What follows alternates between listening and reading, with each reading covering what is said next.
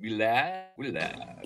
Joe, why are you behind the counter? Why are you wearing the hat? Welcome to Krispy Kreme, man. What can I get you? The glazed are fresh. I made them myself while I watched. Come on, man. Same thing. You're a former president of the United States working the register at a donut shop. I'm not working, Jack. I'm volunteering. They let me eat for free if I wear the hat. Best deal I ever made. Better than NATO, man. That is better than NATO? That might be the only smart deal you've ever made. Happy National Donut Day, folks. The 46th president is Employee of the Month. And honestly, this might be his best job yet. Well, that was a short and quick one. I noticed they've been shrinking them down a little bit. Ooh, look at the rain. It's raining like a hump out. Yeah, it came down pretty good on us a little while ago. This has been all day. I don't even know. It's weird. Last week it rained a little bit and then rained a lot at night. And then it didn't rain for a couple of days. And yesterday it rained really hard. Today it started raining at about 10 and hasn't stopped. I mean, literally, just 3 inches of water in my backyard. Hey, at least the golf's out there no more. The golf was out there earlier this morning. It was about 10 inches. Well, I was going to say, if you got 10 inches of water in your backyard, thank God you got a pirogue. I think my house is 10 feet off the ground. I like it. Well, it's a good thing you have a pirogue, and now you can navigate your backyard. When I got back to it, no, fuck that. I'll go get the boat, man, crank it up.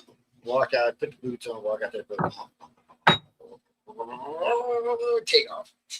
You're going to have some trenches in your lawn if you do that. I've got, it's a Stratus with a 400 horsepower Mercury engine. So it's a 400, the engine's a 400 and it's about 477 horsepower. Yeah, it's like a V8 on the ocean. Yeah, it's a big V8 and it's in a big deep fiberglass, so it doesn't jump the waves as much as it cuts through. But it does jump it. Once you hit about 80 miles an hour, your ass will be flying at the water. Matter of fact, you got to be paying attention. Yeah. I blew a strap on it the first day I had it. I'm cruising along. We're doing about 90. Ooh, we're coming out the water and you hear the engine go, wow! So I reach over, throttle down. But by the time I did, there's a rubber bushing in there that keeps it from ripping your flywheel out if it stimulates. Anyway, the little boot just ripped into two pieces. Well, it was right after COVID. I'm trying to get somebody to work. It's out in the shop for 2.5 years. I got it fixed. Oh, damn. Yeah. Then I sold it. I was like, well, I had to trim it. So I paid $5.5 for it. Figured it after 2.5 years. I'm like, well, I'll just sell the damn thing for whatever. And I sold it and got $10,100 for it. Wow. Yeah, well, I didn't even realize it when I had talked to the guy after I bought the boat a while now. That motor had been balanced, boot planted. He said if you took the injection system off and put a carburetor on it, it would reduce about almost 600 horses. I was like, wow. I think we've actually talked about this boat before. Yeah, it's a beast of a boat, but like I said, drove it one time, well, 2 times. After that. Because after I got it fixed up to go one time too. Got it up to. Oh, by the way, our buddy Dexter Sean Kelly will be popping in around the 8 o'clock mark. Man, we're gonna start sending him a bill. I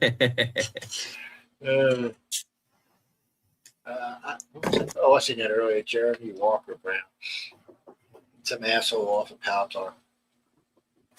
Something about everybody on the show is insane. I think you're right. Well, you can expand that to say everybody on this network. No. We got one singing person. That's right. She's retired. She's retired. So that don't count. Yeah. Jeremy, what are you talking about? Who? Michelle? Michelle's crazy than I am. What you talking about? No, I love Michelle, but she's easy, man. I wouldn't fuck with her. Stupid or something. Besides, you was telling me the other day you want to show that's a girl you got to talk to get a show. Why would you give me? How much money are you going to give me? Why don't you pop in the chat room and type that into the world and see it? Yeah, you give me the right amount of money, I'll give you a show. I'll put you on with Jay.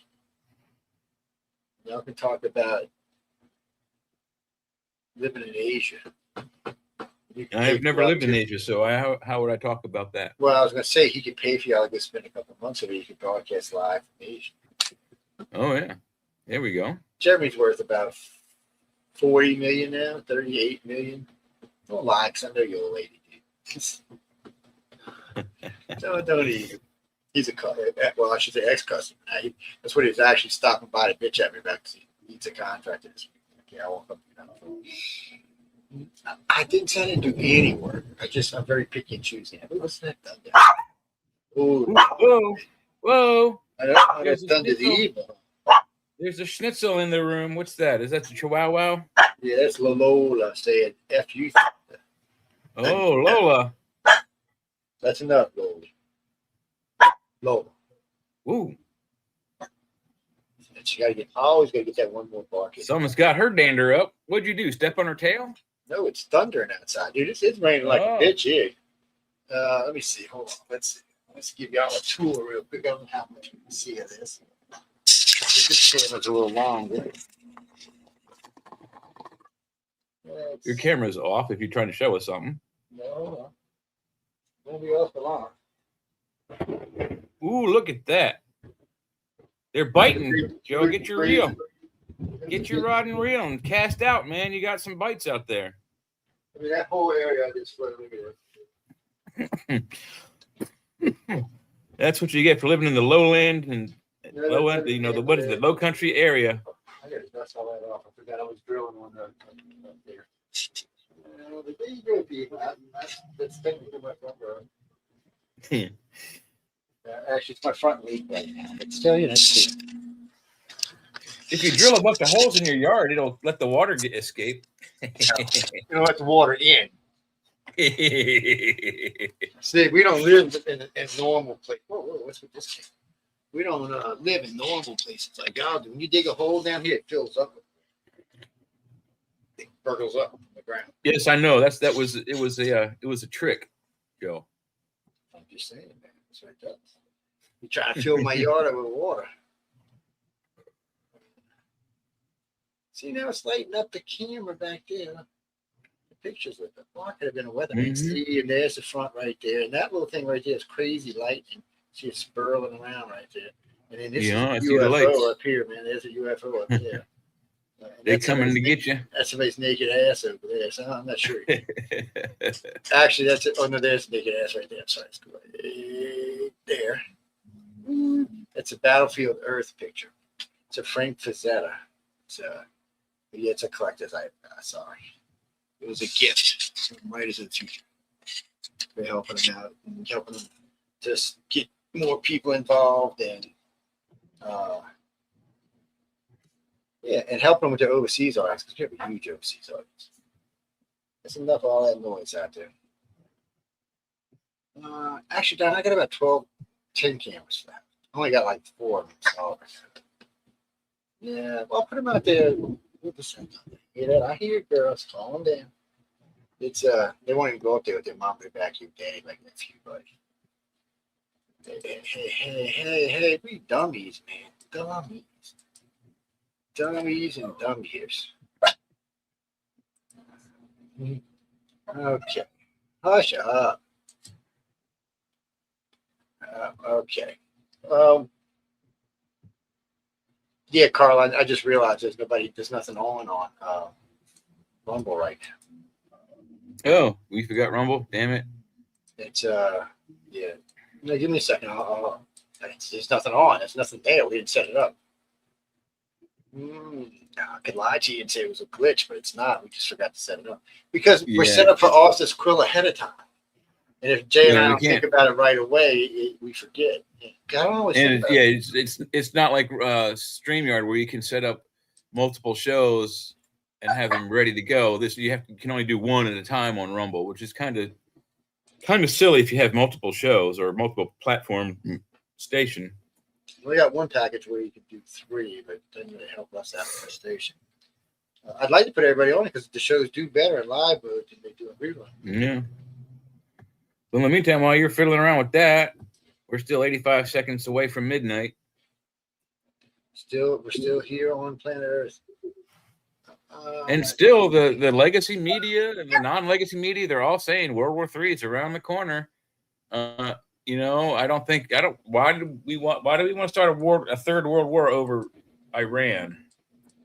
I don't know. I don't get it. Yeah, nobody wants to start a war, a real war over Iran. I just don't think that's a real thing. I think that's, unless the thing that they really wanted in Iraq, they found out is actually in Iran, and that's what they're doing. I don't know.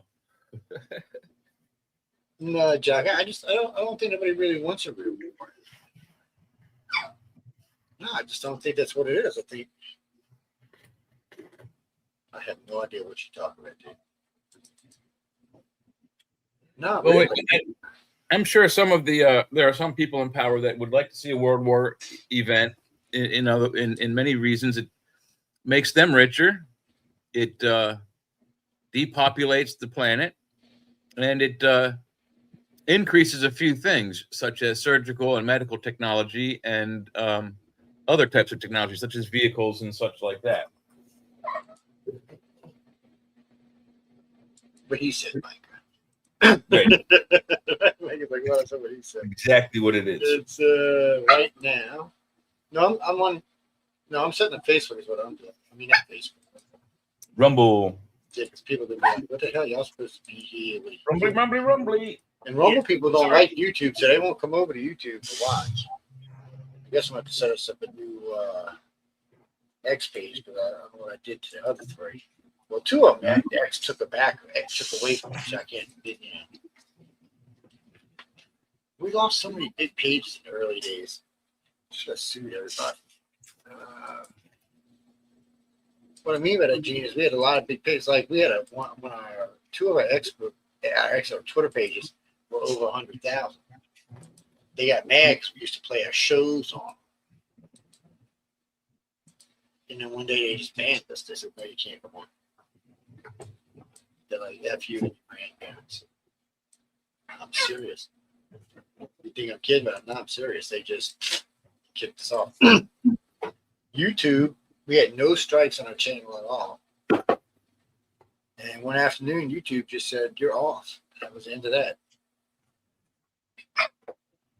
Yeah, it took us down on a monetized page to a page that was making decent money.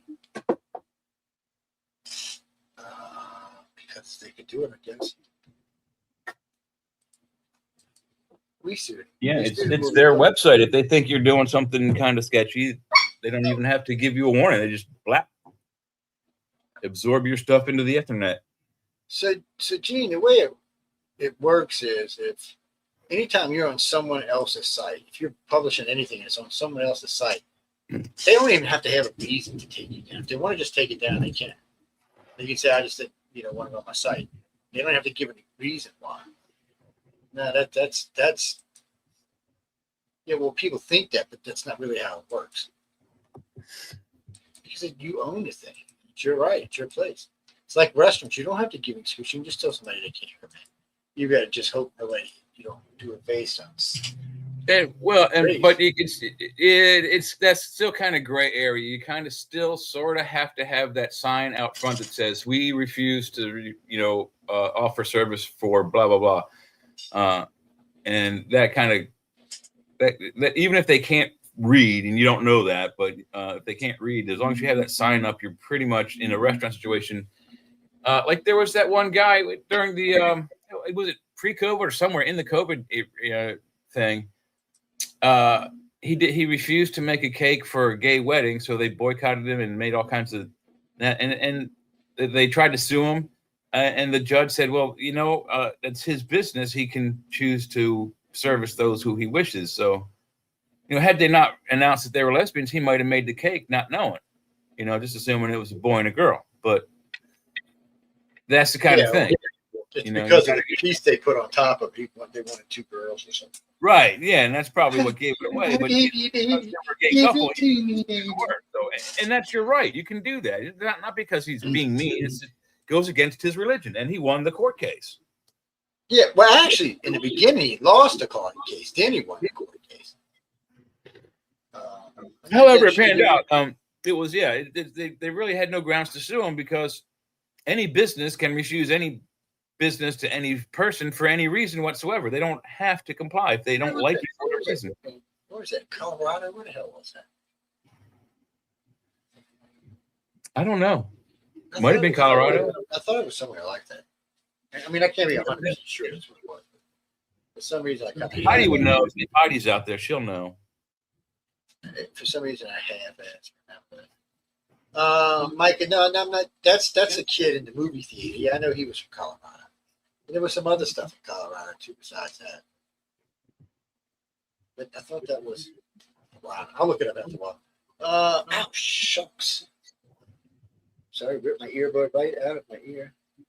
Welcome, Roger Dean. How you doing tonight? Roger Dean, like there's in the guy who did all the artwork for the cover album covers. He said he's too famous to speak here. If you're the real Roger Dean, that's badass. Your work is fantastic. If you're not the real Roger Dean, shame on you.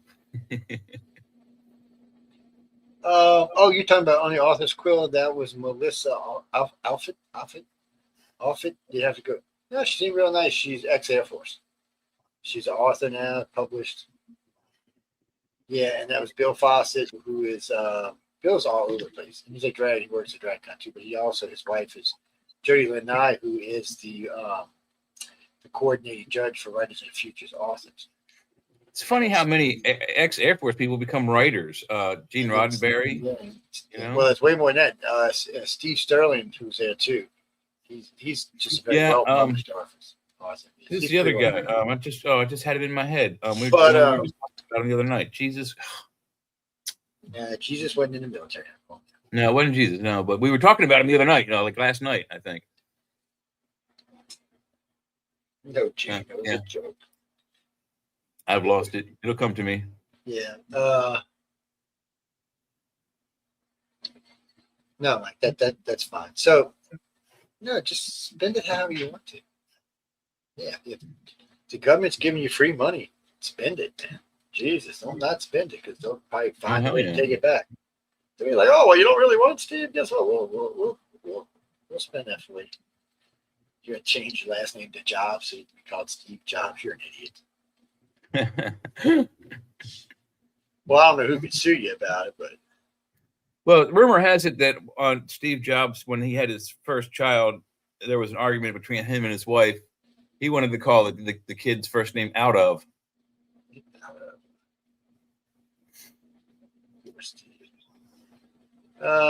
Denise, Steve would still be alive today if he wouldn't have went in for that holistic medicine. Yeah, when I heard the original report of his cancer, they had found it early. So if he'd just went in for conventional treatment, he'd still been alive. Yeah, because he could have went for the best. Steve Jobs, he had all the money he needed. In recent years, I've known several people who have survived stage 4 cancer. Most of them very wealthy, and most of them went to Germany for treatment. It's rare. I don't know what stage cancer I saw cured, and I don't know if it was real or a special effect, but there was, and it may still be on YouTube. I don't know, you can, you're all out there. You got computers, you can look. I saw this guy had like cancer on his nose, and it had burned a hole through the side, and you could see all the way into it where the septum was, and it was black where on the outer edges where that would be necrotic tissue or dead tissue. And so he's allegedly just bought a hash oil. It's like a goo, and he would just rub a hash oil on this thing once a day or a couple times a day. I don't know what the dosage was. And the video shows progressively, day by day, week by week, that hole gets smaller and smaller. That necrotic tissue burns away. Fresh, red, pinkish tissue comes in behind it, and the hole closes up. It's the weirdest thing. It is either the most authentic alternative medicine healing video I've ever seen, or it is such an authentically good special effect for a movie that if you're not working in Hollywood, dude, you're an idiot. That's how good it is. What are you doing down there? Oh, wait, I can hear myself, Jay. Your speakers must be loud or something. Uh-oh. Yep, you getting reverb on your end? Yeah, I'm getting feedback. No, that's Jay's you hear. Yeah, that is. Anyway, I'm we got the all one kinds of stuff. the coffee over here. we got where is that? Yeah, that was my yard I was showing you. That's what you're talking about. Yeah, that's my front yard. I thought it was your backyard. That was the front yard. Now. If it was the backyard, you would have seen the bayou. Well, that's why I said, go get this fishing rod, man. You get a couple of fishies out for dinner. There's 7 fishing poles sitting underneath my house right now. I've got to clean it out. Yeah, still, what is it? 6 o'clock, 5 o'clock your time, 6:30 your time. 6:30. Yeah, you got time to go out there and get you a couple of fishes, gut them, hand them off to the missus, and she can cook them while you're on the show. What is this? We might have to listen to this. What you got? That's what I'm trying to find out, actually. It's loading in Facebook.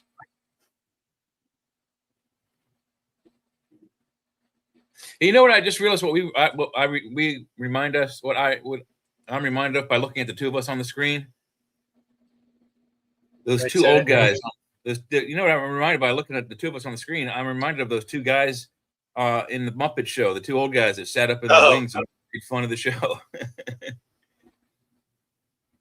Winston and something or other, or Winston and I can't remember their names.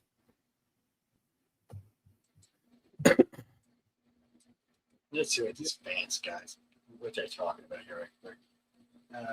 Grab the file, grab the share screen. Vance goes after Craig from Minnesota Fraud. So it's All right, it's up there. so What is the title again? Vance goes after fraud or something. This thing is scrolling like 5 million miles an hour. Yeah, I can see it bouncing. Vance goes after Craig for Minnesota's fraud record, fighting so hard to hide the data. Well, who's Craig? Is that the Attorney General? I guess because I mean they whoever. Oh it is, no, rep. He's a rep. He's a rep. Well, I know they're fighting against giving them any of this information from Minnesota. Yeah, because they know they're in deep trouble. What the hell is going on with this page? Just something screwed. We might not be watching this, people. There's something screwy going on with the page. It won't behave itself. Right. It's acting funny. It's doing on its own at the moment. Okay. Are you through page or not through page? Or you know what? You're going to get turned off page. How's that? Ooh, what happened there? All right, let's try this again, people. I don't know what's going on. That was weird. Yeah. Okay, 50 million fraud bust. Excuse me. Burping out here. That's more bullshit. More bullshit. Nasty total bullshit. Okay, right there. Okay, mama, up there. Where are you at?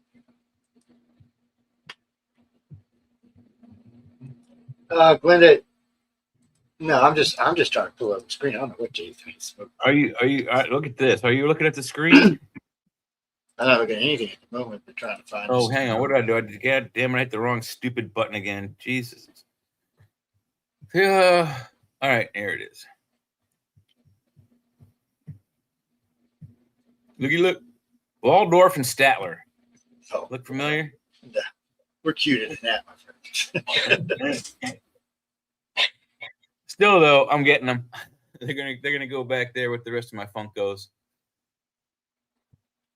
Let's see. It's a commercial or something. What the hell? Let's get the commercial, not the thing. Yeah, that should be it. I don't know what it is with these commercials. The internet's getting squirrely. It's everywhere. Even Facebook does it. It's so annoying. Well, I don't mind just play the commercial and go on, but they get stuck and they don't want to work and they don't want to go to what they were supposed to be taken to in the first place. Yeah. You have to try to skip. Close that. Go over here. Click on the link. No, I'm just trying to show y'all a 2-minute video. People, it's taking more than 2 minutes to put this video up. Pretty soon, I'm just gonna say hell with it. Where are we at? Yeah, this is a pain sometimes. Let's try it this way. We can just watch it off the screen.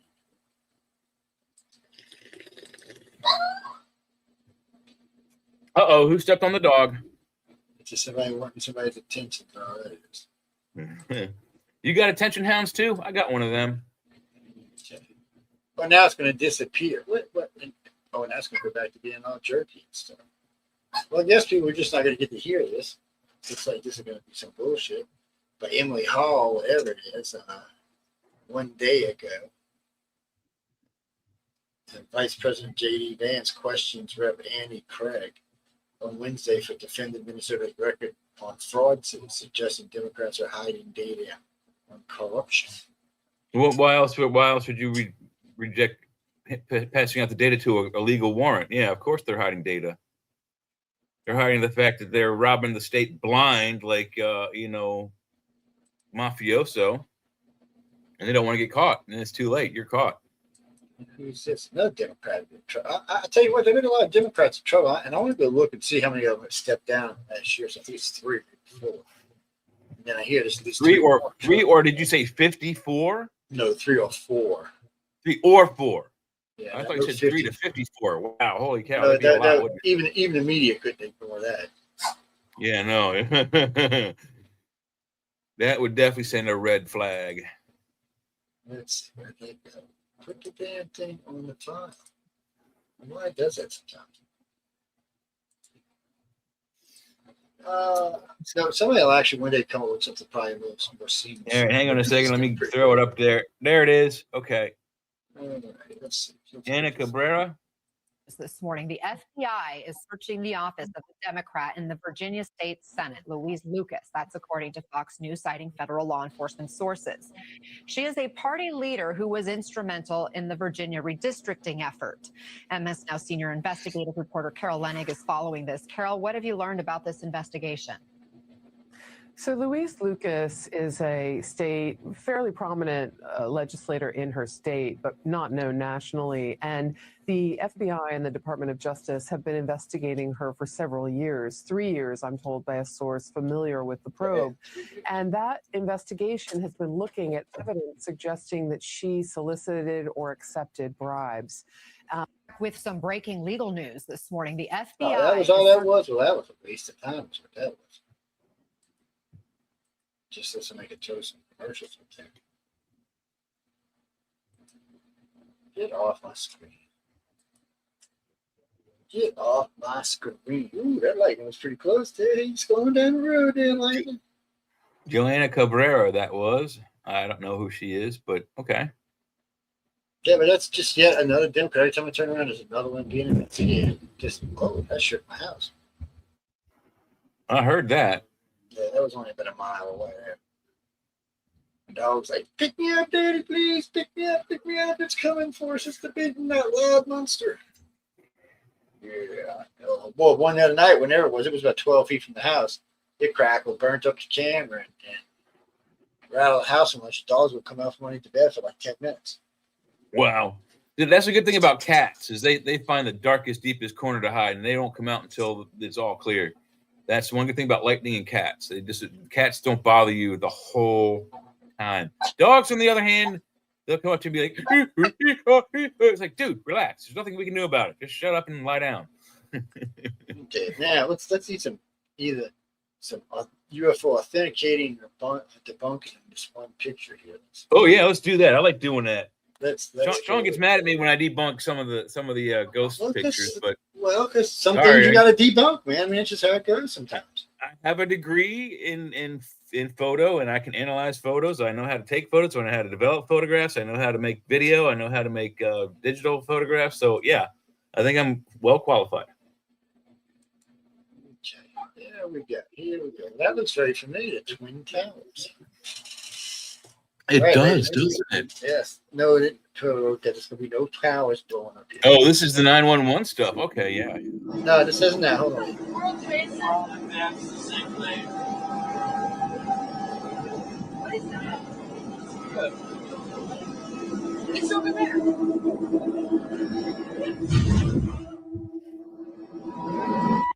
Are you getting all this? TikTok and stuff is a different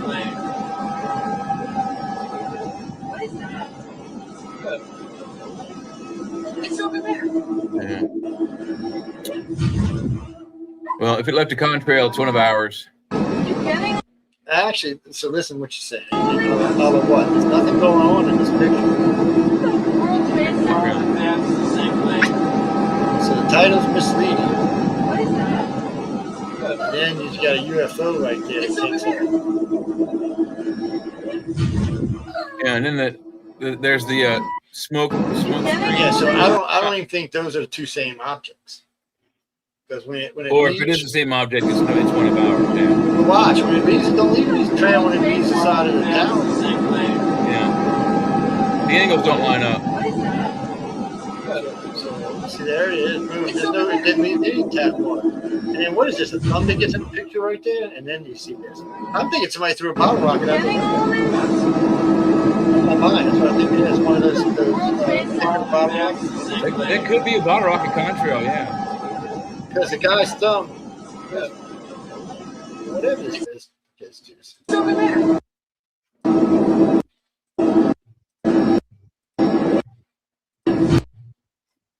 What does that look like to you? Looks like Finger, somebody's thumb. thumb. Yeah, well, that's outside the window. Outside the helicopter window, there's the rim of the window right there, right here. That's the rim of the window that's on the outside. Then it might be underneath of the craft as it went by. I don't know. That's awfully close, though. So I'm thinking it's his finger on his thumb. Yeah. I think he was releasing something. He stuck it out there and shot it. No, I personally think this whole video is a hoax, but that's me. Yeah. The lines don't line up. It whatever it is, it's not. It's illegitimate. I've seen it before, but it's very shaky. So you don't hate on me. I'm just saying it just looks like it's not. Even if there is an actual UFO in that footage, it is insufficient data to make it conclusive. It would be thrown out in court, basically. This is gonna try to get us in trouble. Spock would definitely call it insufficient data.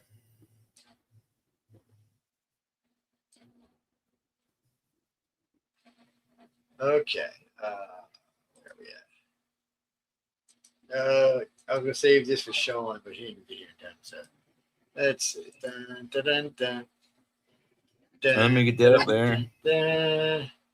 So No. This is Hakeem Jeffries and Cory Booker in their little high pink outfits. Look how cute.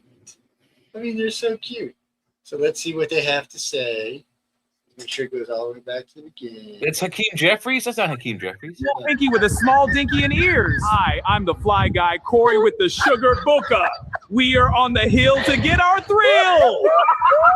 Hi there, this is Lil Pinky with a small dinky and ears. Hi, I'm the fly guy, Cory with the sugar booker. We are on the hill to get our thrill. Who are these fucks? Pinky with a small dinky and ears. Hi, I'm the fly guy. Oh, please, thank you. Okay. Who are those fuck chops? Who are they? That's Cory Booker, Senator Cory Booker, and House Representative, second in Those command, guys, Hakeem these Jeffries. guys are on the Senate.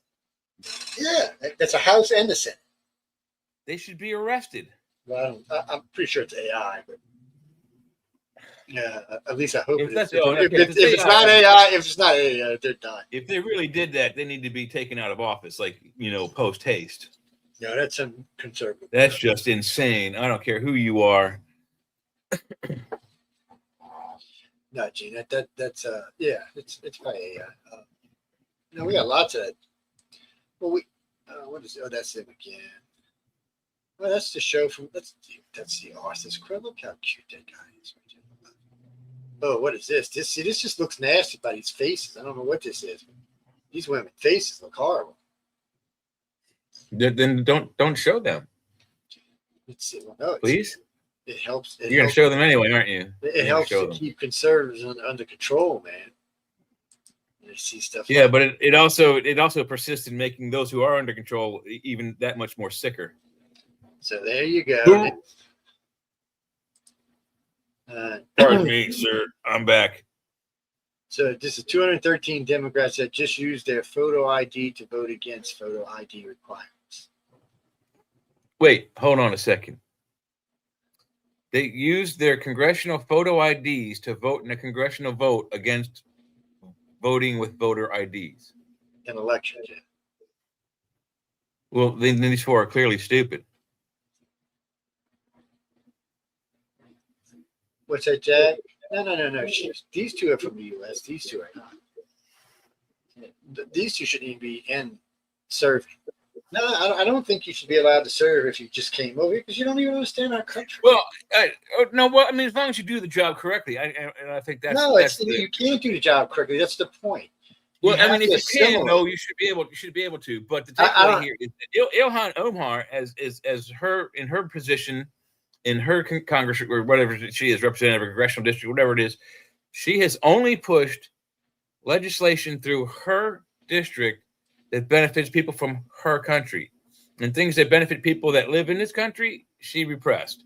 So she definitely needs to be removed from office. That's one thing for sure. And I think that's coming. I mean, it's coming real soon, by the end of the year. What the fuck? Okay, sorry about This that. music, where's the music coming from? That's you doing that. I'm assuming it was me doing that because it was horrible, whatever it was. No, so Janine, this is so let's say you move here when you're 20 and you get elected to office at 35, so you've been here 15 years. What do you think you know about America in 15 years? How many states have you been to? How many things have you watched? How many families? How much do you understand our government, our politics? You don't.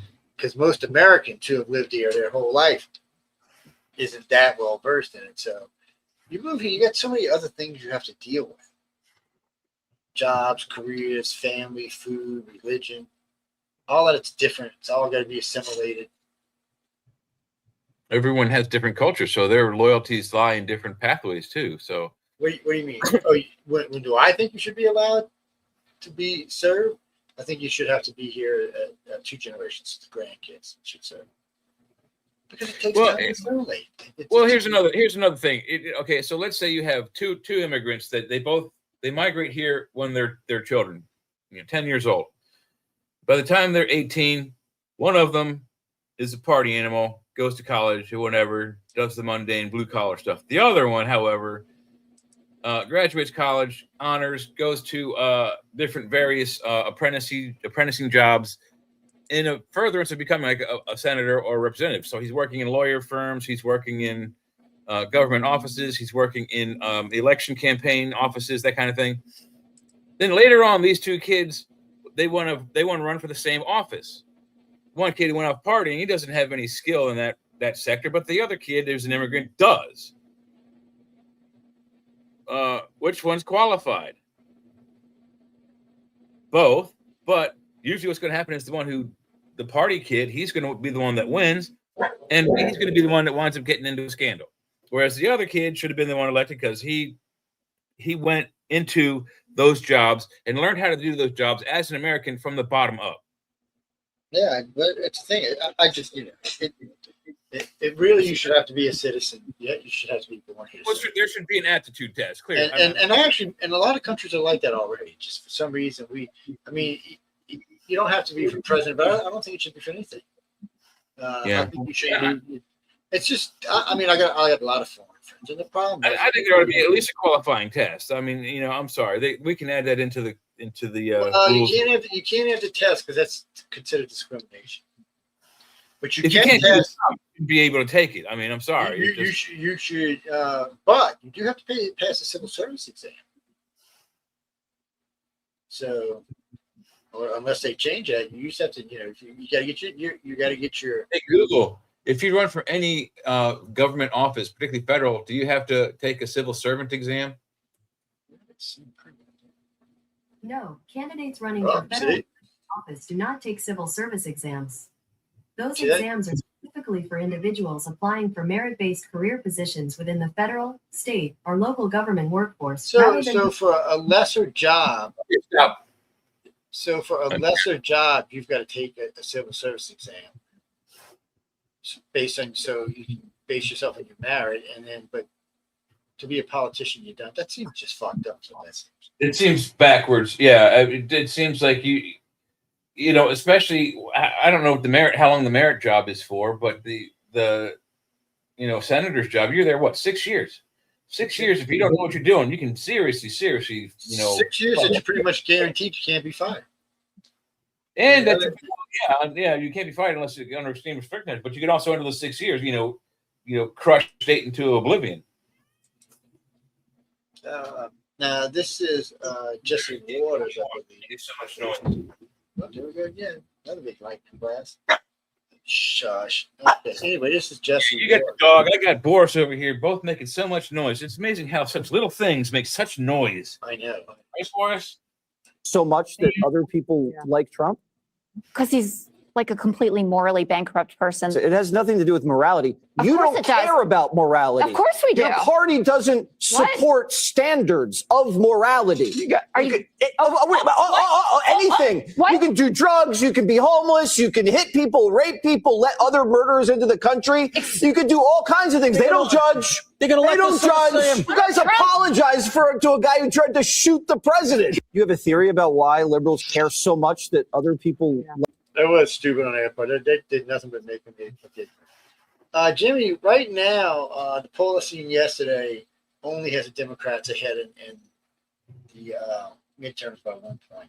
And I think if the war is over and gas is below $2 again, I don't even think they'll have that. I think because there's just so much more the Republicans offer than Democrats. I mean, Democrats haven't offered anything. And I ask my friends this all the time. I said, well, what are you voting for?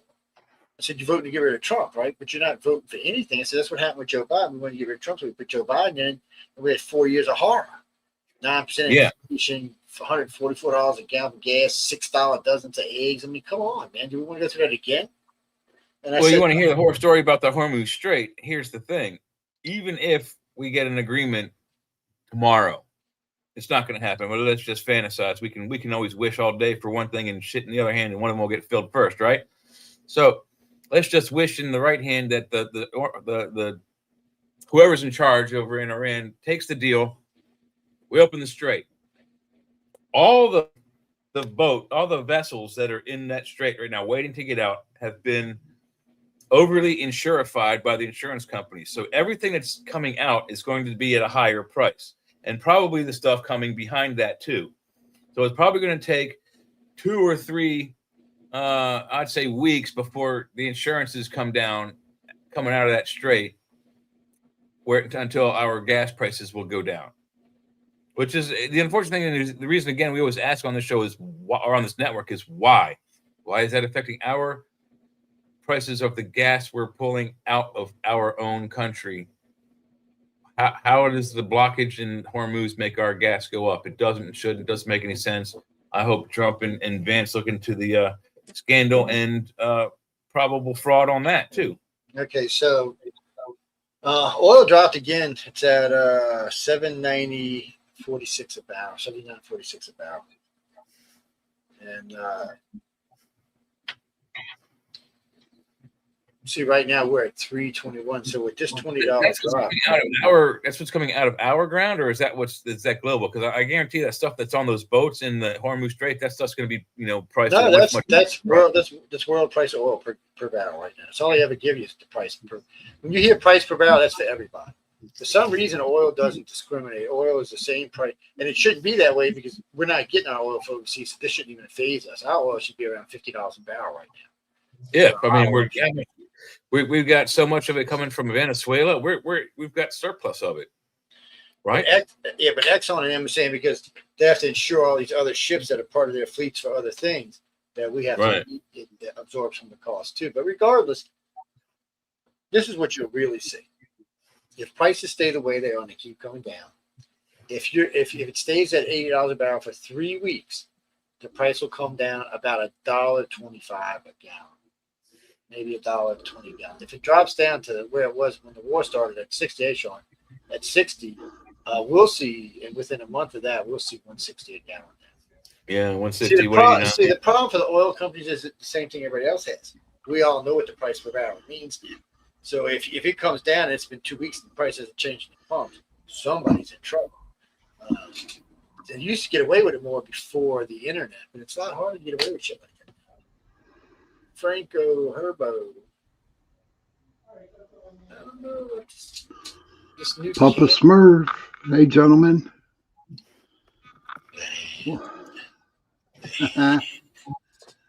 Oh God, Joe, why'd you? I just got chills up and down my back. The ham is coming for you, buddy. Damn, dude. Okay. Oh, hey, Carrie, I didn't even see you in this. What you doing? Hi, Carrie. Good to see you. This is Papa Smurf. Papa Smurf. It's Uncle Smurf now. He's been demoted. Uncle Papa Smurf. Yeah. Yeah, he's the uncle that she always says, "Come sit on my knee, little girl."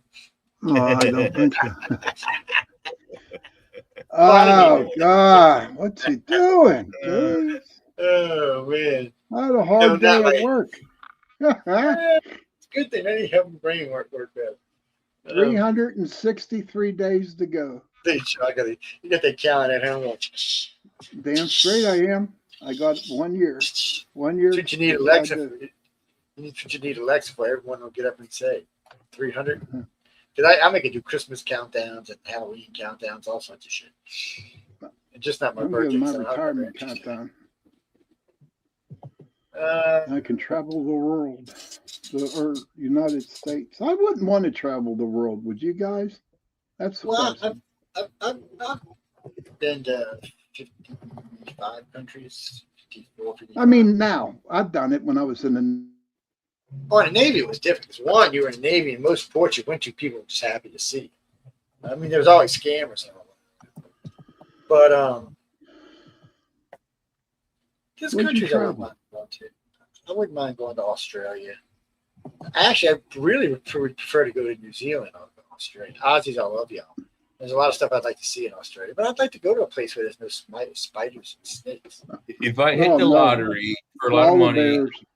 Koala this bears. is what I'm doing. If I hit the lottery, I'm gonna drive over and snatch up Sean, and we'll drive down to Louisiana and we'll snatch you up. Then we're going to Australia, and we're each gonna buy. Well, I'll buy each of you a one of the cars from Mad Max, and then we're gonna go out into the desert where they had the movie, and we're gonna drive our cars on the roads where they filmed the movie. Our Mad Max cars, Really, really fast. That would be cool. as fast as we can go. That's exactly to me, really, really fast. That'd be cool. Oh, look at this. I was Michael said, I was in Perth, Australia. Perth, I was that's in pretty cool Perth. place out here. I think Perth's pretty cool. Yeah, it was nice. The American women, I meant the Australian women American love women. American men. Ronnie Dean, where you at, Ronnie? Oh, Florida. He wants to know, Probably since you brought up Australia. Mad Max, what is your favorite Mad Max? Oh, Road Yeah, Warrior Rich- for sure. Rich- Second one, yeah, 100%. I like the first one best out of all of them. Yeah, the first one's good too, but the action, I don't even the remember best. the second. action is What's in the second one? I don't even I remember like the the second. first one.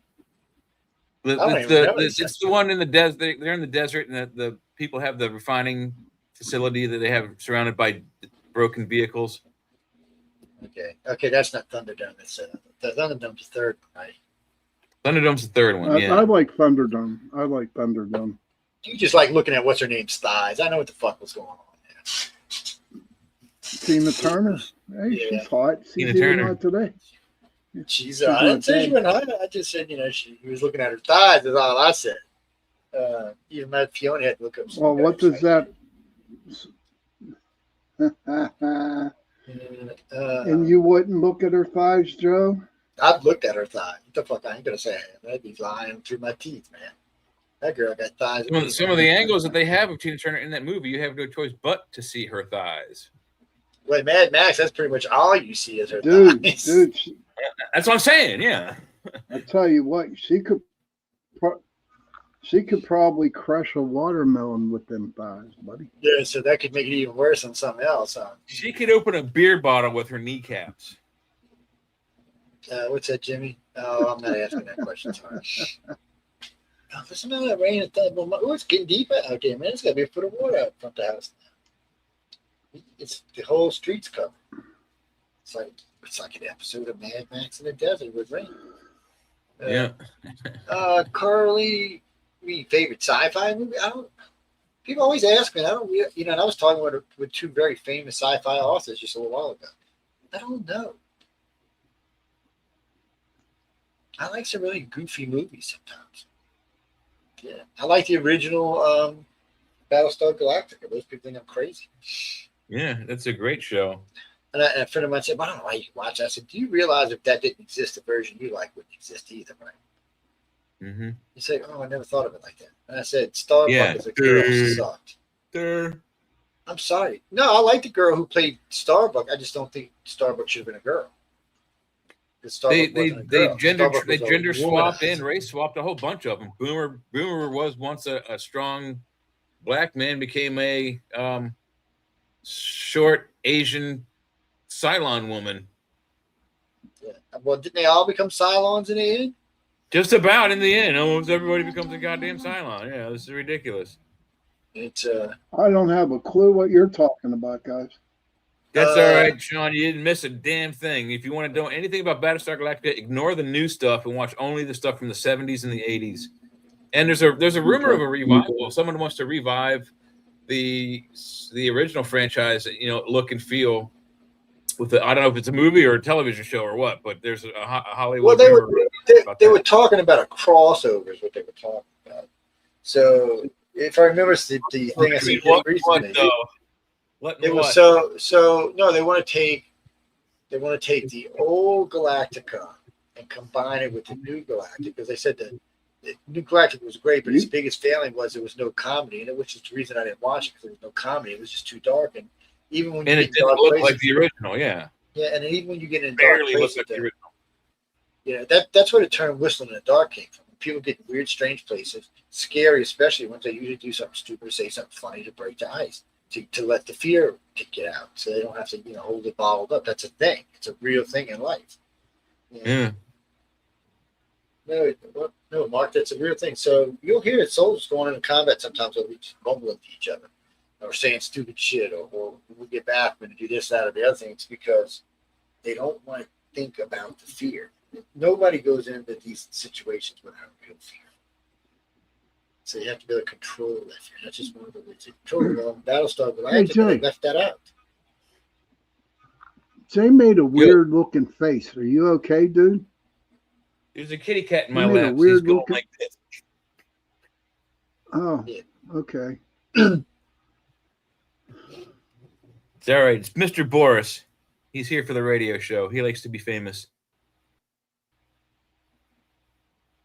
What's that, cat? Carrie, why do you like the new camera? Just like Joe. Well, I can always do something like this, huh? Let's see. Hey guys, I got a good show on tomorrow night. I have my brother on, and the show's going to be on Dungeons and Dragons. Cool. Yeah, I saw that in the queue earlier. That's awesome. Oh, well, Heidi lied to you. She said it was going to be on lesbians. What? Heidi said it was going to be on Where's lesbians. Heidi at? I don't know, but I was fixing to ask you if your brother was a lesbian. I was confused. What? Wouldn't that make him a trans lesbian? Is that what that make him a trans lesbian? Oh man, I need some drugs. I need some alcohol. I think you've had too many. I ain't had none. That's the problem. I need some. That's the problem then. Yeah. Oh no. To be honest with you, Mike, the people much prefer if I smoke weed than I do anything else, because they say I'm nice. Yeah, he is a different person. He's a lot nicer when he smokes weed. When drink, let me tell you what. You don't ever want to be around me when I'm drinking. Linda used to laugh. I was sitting. No. We would come through a casino one night. I was drunk. I've been having a pretty good night. Just playing pretty good. And they had these two oversized ladies in front. And anytime we try to go around them, they would move. I mean, the two of them together were bigger than all three of us put together. If we were standing side by side, they would take up more than the three of us would have. So finally, I just started going. Linda's looking at me. I'm like, let's move along, Heifers. Come on, move it on over. The little grazing fields up there. Move it to the left, Heifers. Move it. Okay, got pissed. And when I walked around, I did it again. I was started moving at it real hard. And the girl just looked at me like, I'm like, get your big ass out of the way. I won't do stuff like that. I said, we've been walking behind y'all for 10 minutes. I was like, God, you're not the only people in this damn casino. I almost stepped on it to tell you if they start gaining weight, I'll start moving at them. Move that out of the way. Don't you? No, but I mean, kick your ass. You're not off the mark. You're not off the mark, though. I mean, you ever walk into a Walmart and behind a family of, let's just say, larger than normally sized humans. They all stand in a row, side by side, not linear, horizontally, and it's probably their local Walmart. So they're probably in the store 2, 3, 4 times a day. But they all do the same thing. They walk in, past the door, stop 5 feet, and go, where do we go next? I don't know what's in the store. And then it's like their brains just shut off. Like, dude, keep moving and then discover where you are. If you're that freaking lost and you can't figure out where you were in this store 2 hours ago, and let the rest of us who know what we need get in and out so we don't have to stand behind your idiot self. It happens all the time. We might get a check mark for that little remark. I love you, Jay, but that was a little too intense. We played some pretty hard stuff. There are some extremely obliviously rude planet. Carrie said horizontally challenged. That's exactly it. My wife is just saying it's raining so hard there's a shark swimming around the backyard. I told you to go get your line out and drop a sinker and some bait. I'll send the dogs after the sharks. They'll grab my You know what? We guess what we're having that just use the dog as a bait. Yeah, he's got a shark swimming around the outside of his house. I think he can use one of his chihuahuas as bait.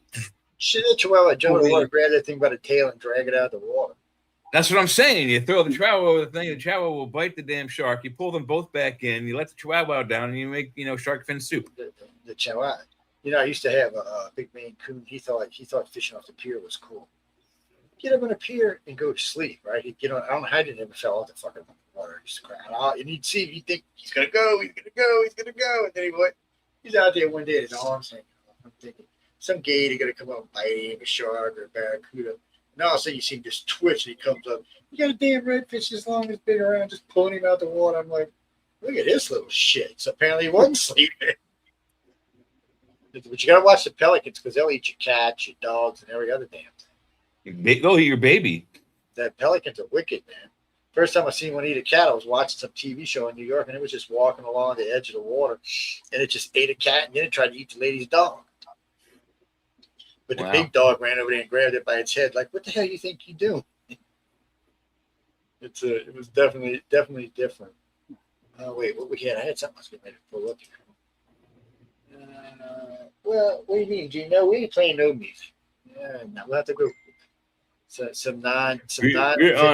We're on super secret restriction or probation or whatever. Yeah.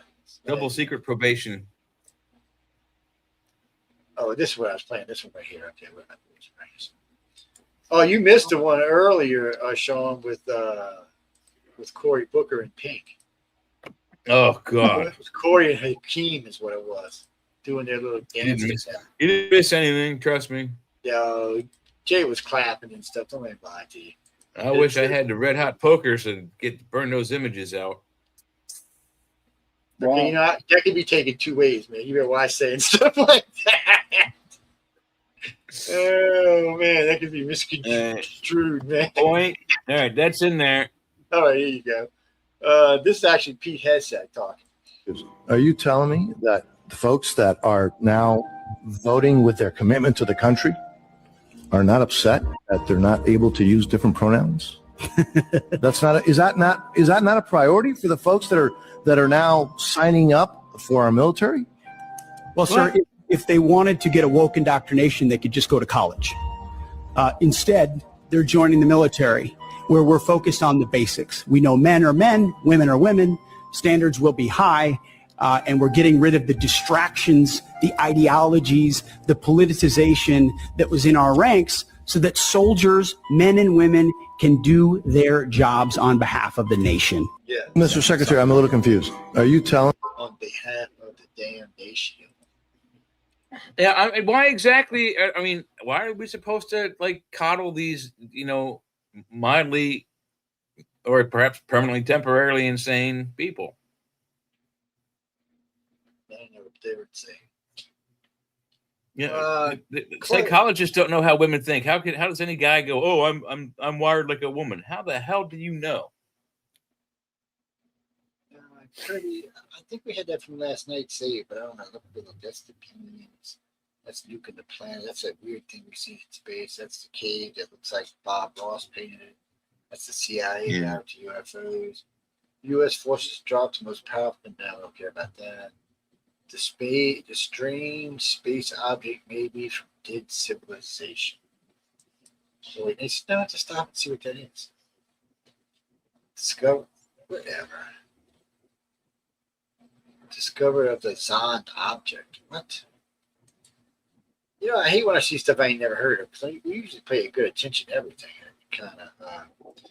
Let's see, in a fascinating development that challenges our understanding of the cosmos, scientists have proposed that mysterious space object named Zond, Z-O-N-D, may be a relic from a long extinct extraterrestrial civilization. The hypothesis, the hypothesis, which has sparked renewed interest in such research of intelligent life beyond Earth, is based in detailed examination of the Zond that has revealed characteristics inconsistent with unknown human-made phenomena. So, in other words, it wasn't made here, and it's in our solar system. It's ZOND. You might just look up the thing itself. Let me see. The initial detection of the Zond was marked by an unusual trajectory and unexpected orbit behavior, which immediately caught the attention of astronomers. Yeah, wasn't it? Pond, like pond with a Z, right? Yeah, pond with a Z, exactly. The Zond spacecraft was a version of the Soyuz. Well, no, wait. So I'm saying here the Zond spacecraft was a version of the Soyuz LK-7KL1. Well, that's not what this is talking about. Yeah, they're not talking about that. This is something else. This is in the orbit. Scientific analysis of Zond properties. Upon closer examination, Zond materials makeup revealed intriguing clues. There it is. Isotopic ratios and structural features suggest advanced engineering beyond earthly technology. Spectral data and imaging results from the probe and the ground-based instruments unveiled inaccurate design. Oh wait, yeah.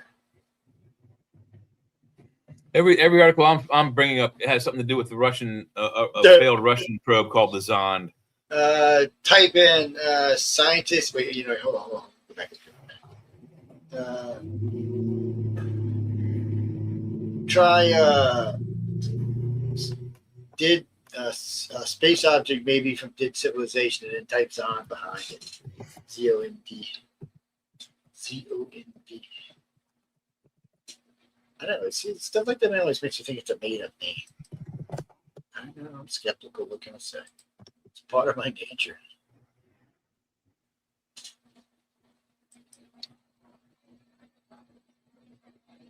Oh, okay. The object is initially thought to be the Zond 1, which is the Russian craft. Okay, that's where the That's why they named it that. What is it? Ooh, dude, your truck's halfway on the board. You better be careful out there. Yeah, he didn't come this way. He went the other way. He said, hell with that. Let's see what we got here. Did you queer with this? Okay, let's see. Let's put this on pause. I love you too, puppies. Yes, I do. I know you don't like the lightning and the thunder and the hellion stuff, but Daddy loves you too. Yes, he does. So, underneath my chair, trying to climb up my leg. You can see mom? You can see mom. You can see my mom. I don't have any pictures of it though. No, I didn't see any either. I was looking myself. Let's see. So what's this? Oh, okay. The soldier who claimed to be a time traveler. Oh, okay, this is about 10 minutes. So this will technically, I guess, be a break for us. Yep. We're late anyway. Sean, you ain't been doing your damn job, man. What did Sean do? Sean's in charge of the damn, he's supposed to. No, he's in charge of the breaks, man. He's slacking. Oh man, I'm on. Sean's supposed to get on your ass when we're not doing breaks. Are we on break? Are we on break now? We're getting ready to right now. We're getting ready to go to break right now. Just tell me I'll play. No. Right now we're playing. You don't have to play nothing this time.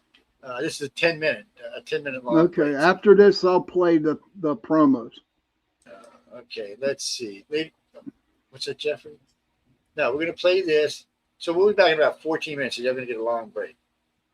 Oh, you looking for a new bowling ball, Joe? See that? No, not me.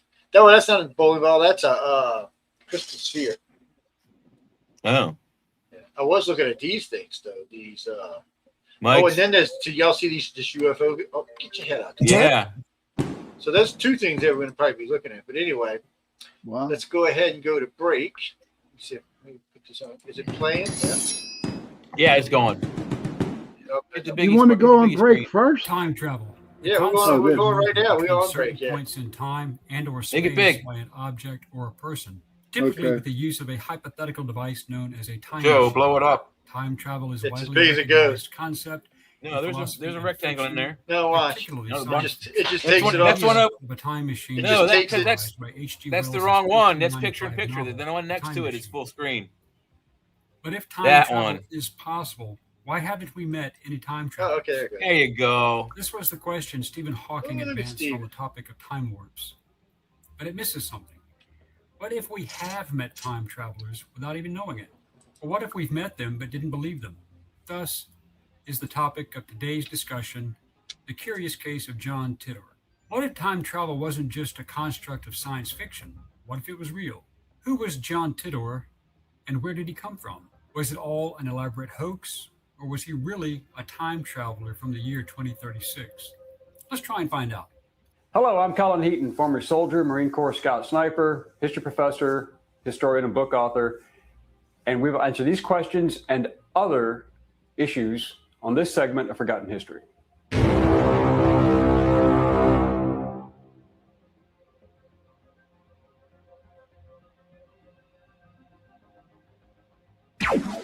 It was in the year 2000, on November 2nd, that a man calling himself John Titor logged onto an obscure internet discussion That sounds board like and posted this Biden, message, man. quote, "Greetings.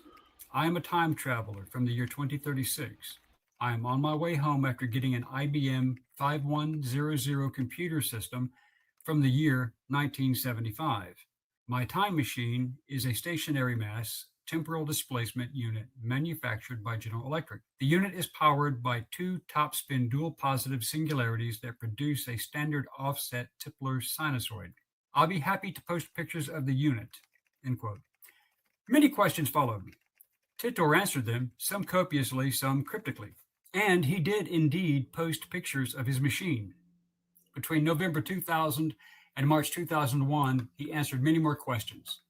He described his time machine in detail, even posting pictures of its user's manual. A small internet cult grew up around him.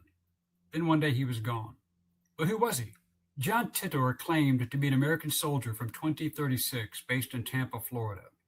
He was assigned to a The OLED S95H. With glare-free technology, say goodbye to distracting reflections even in bright rooms. And commercials already? The That's just- bold yet sleek float layer design elevates your room decor and mounts flush against the wall for a refined, sleek look. Explore over 5,000 inspiring works of art from world-renowned artists and galleries with exclusive artwork and curations only available on the Samsung Art Store.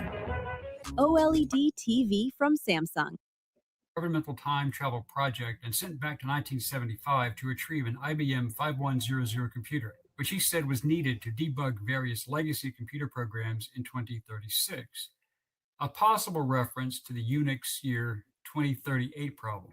The IBM 5100 runs the APL and BASIC programming languages.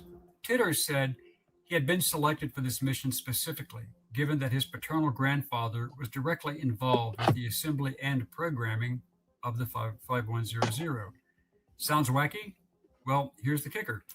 In 2002, NASA had to buy outdated medical equipment on eBay just so it could scavenge their obsolete Intel 8086 chips for their booster testing machines, and even the Orion spacecraft, whose first manned flight is scheduled for the 2020s and uses computers from 2002. Titor also claimed the 5100 was needed in the future due to a special feature, which IBM did not publicly announce. Sure enough, Bob Dubke, an engineer who helped design it, confirmed that such a feature existed. The 5100 had the rare ability to emulate programs in older languages used by IBM mainframes. but the company was worried about how its competition might use it and told nobody. So Titor was at the very least a well-informed hoaxer, a computer scientist or enthusiast who used his knowledge well. Titor even discussed the possibility of taking volunteers with him. He stated, quote, "For all of you interested in coming back with me to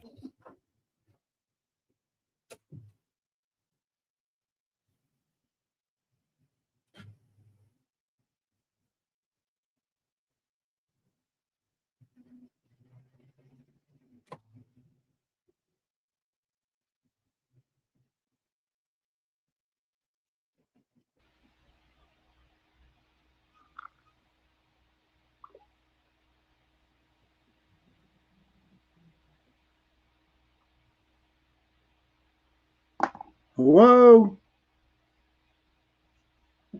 Somebody? Was that it?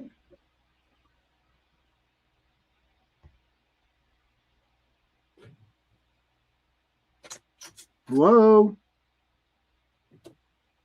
Hello? Hey, sorry, Sean. I was in the. Hey, sorry, Sean. Can you hear me? Yeah, Hello? I can hear you, but it just stopped, dude. It paused. Yeah, Joe must be somewhere else. I was in the restroom, so I don't know. Go ahead and play some Yeah. promos, I guess. Carrie's laughing at us. Yeah. That's okay. She's allowed. I'm going to play promos. Okay, here we go. Promos coming up.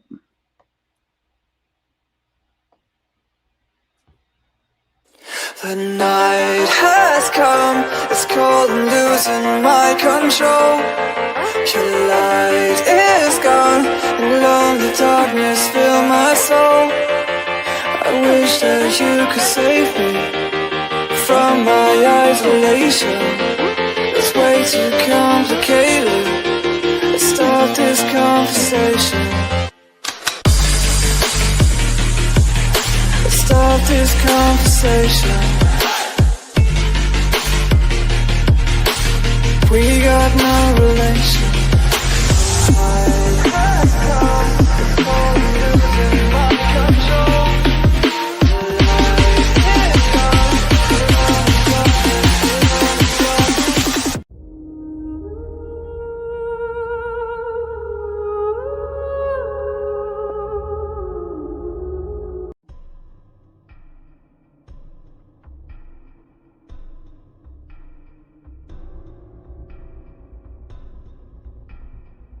Welcome to Don't Whistle at Night podcast, where Navajo legends echo in the shadows. Darren and Dawn will guide you through the sacred fire of Native storytelling, where the old stories breathe, the unknown walks among us, and voices, long hidden, rise to be heard. And remember, don't whistle at night. Hi, and welcome everyone to Ethereal Encounters Unveiled. Today we are broadcasting live on the United Public Radio Network and the UFO Paranormal Radio Network, 105.3 on the Gulf Coast and 107.7 FM in beautiful New Orleans.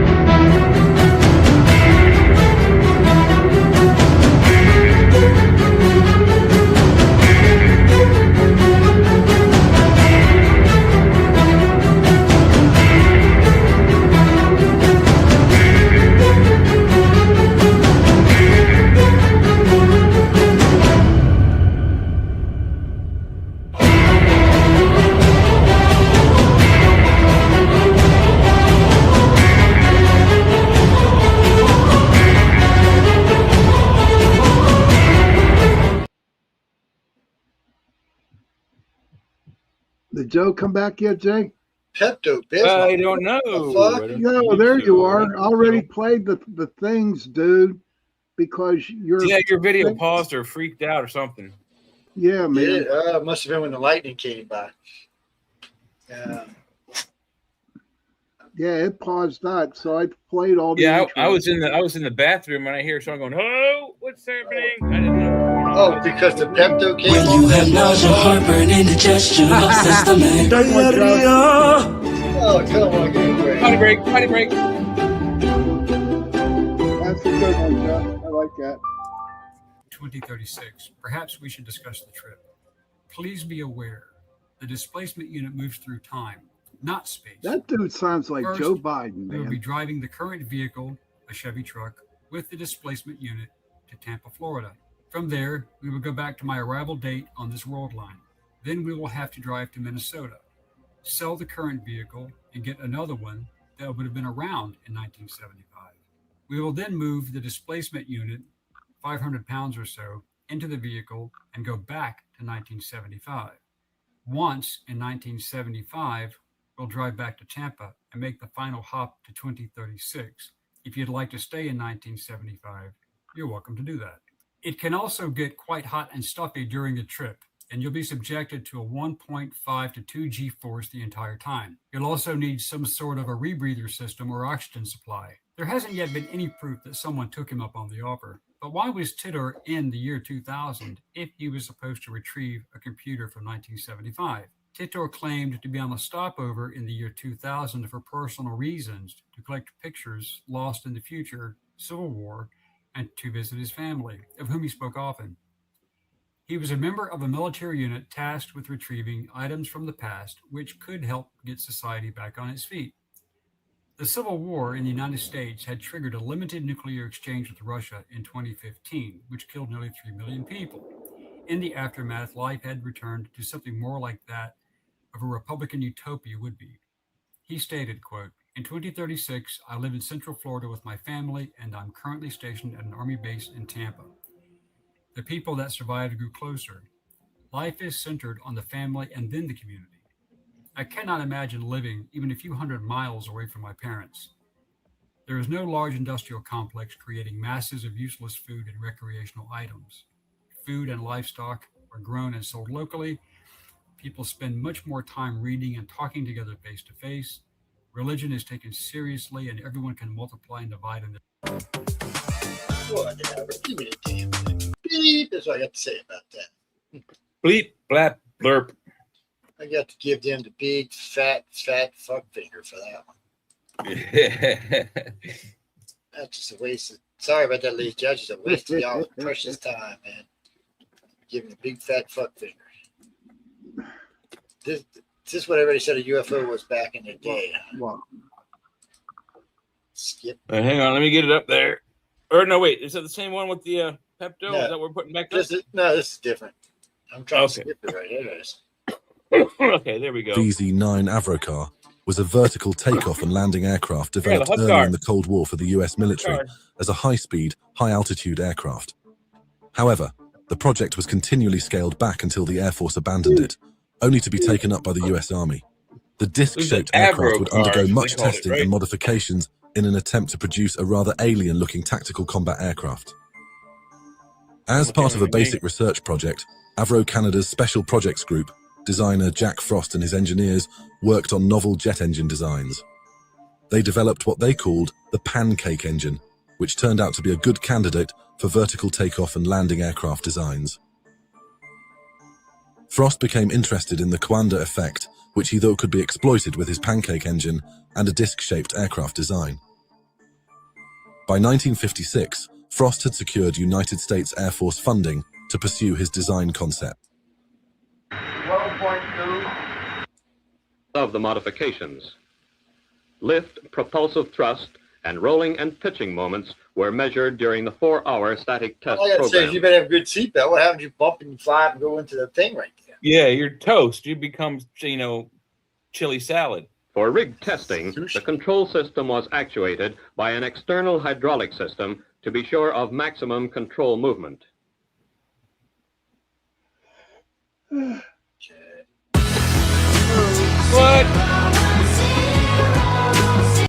anytime you pop a commercial like that, we just turn it off, man. It's just bite over. So, but yeah, there's the Avro car that you were showing. Actual stuff the Air Force was doing. Yeah, but too many commercials, Jay. Well, hey Joe, that would be a pretty cool segue. Do you want to I can throw up my dad's paper on underwater aircraft. Do you want to look at it? Yeah, pop it on up there. I'm digging this. Let me open it up and get it on the screen then. Hang on a second. Where did I put it? It was up there. I will find it. Things move around on my desktop. I don't know how that happens. You have a cat. No, I have actually 6 cats. So, but you're right. There are 6 reasons. There it is. Lateral wave contribution. There we go. 6 cats. I'd have to take a whole bunch of Claret. I'd have to take a whole bunch of Claret if I was going to visit. Do you know why I have 6 cats, Sean? Why? The reason I have 6 cats is because I did not want 7. Okay. Because he's a retard. Yes. Uh-huh. All right, so and here we go. Boink. So this is a paper my dad wrote in 1972 while he was at so my dad's company was called Applied Hydroacoustics Research Incorporated. When he worked for EG&G, his department was Hydrospace Challenger Incorporated, 2150 Fields Road, Rockville, Maryland. I Googled it. Where it is now, that's not where that building no longer exists. So the EG&G building that was there is now gone. But basically, it takes Urich's equal pressure contours and uses them for the premise of this paper. And then there's a whole bunch of, I don't know what that math is, Joe. Do you understand that math? Are we up? We're up, yeah. Not throwing it up on the screen. Yes. Let me see. I think I can click So that. I know what it is, but I don't know what it's related to. So okay, well, so here's the let me get back then. Here's the title. So letters to the editor, lateral wave contribution to the underwater signature of an aircraft, John V. McNicholas. That's my father. Hydrospace Challenger Incorporated, 2150 Fields Road, Rockville, Maryland, 2850, 19 October 1972. So when they're talking about underwater signature aircraft, are they talking about beaming something up from underwater to identify aircraft that are flying in the sky? Or are they talking about some kind of aircraft that goes underwater? Well, I looked up. Hang on a second. Let me put my face on there for a second. I looked it up. So lateral wave contribution is the plane, and these are the wings. Lateral wave contribution is when the plane does this. So if the plane is flying, across the terrain like this, the wings will do that number. Not this. Yeah, but that's not what I'm talking about. I'm talking about are they tracking it from underwater in a submarine? Or are they tracking it from a ship? I mean, they sound like they're tracking something from underwater in the air, and using a submarine to track an airplane. Basically, an underwater radar. Okay, so we know there's no aircraft underwater, so we know there's nothing like that underwater. So lateral wave contribution in the air of an aircraft would not impact or affect sensors or the water. So I'm thinking it's lateral contribution to the underwater signature of an aircraft underwater that's being observed by and or radar or sonar by an underwater craft. Then when they call the aircraft it was underwater. That's what I'm saying. The aircraft and submarine are both underwater. Yes.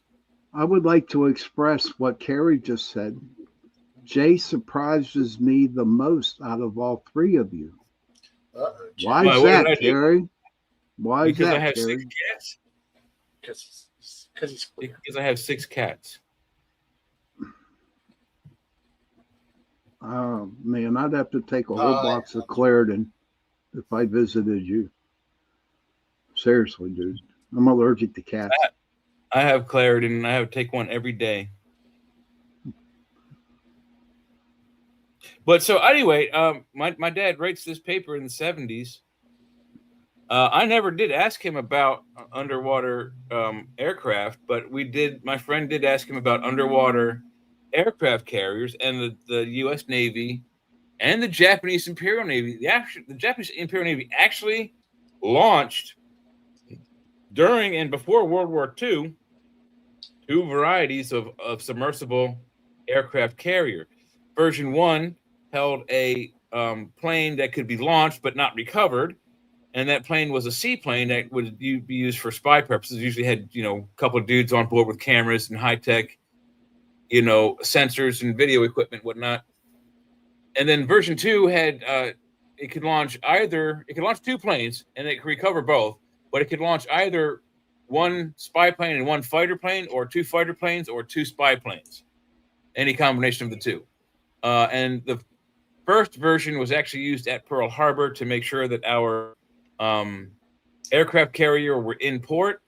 Fortunately for us, at that time, the person that was on board the airplane that was launched from the submarine had no idea what the aircraft carriers looked like and said they were there, and they launched anyway. So the thing is that those devices do exist. We never did ask about an underwater aircraft, but I found this just looking for stuff my dad did.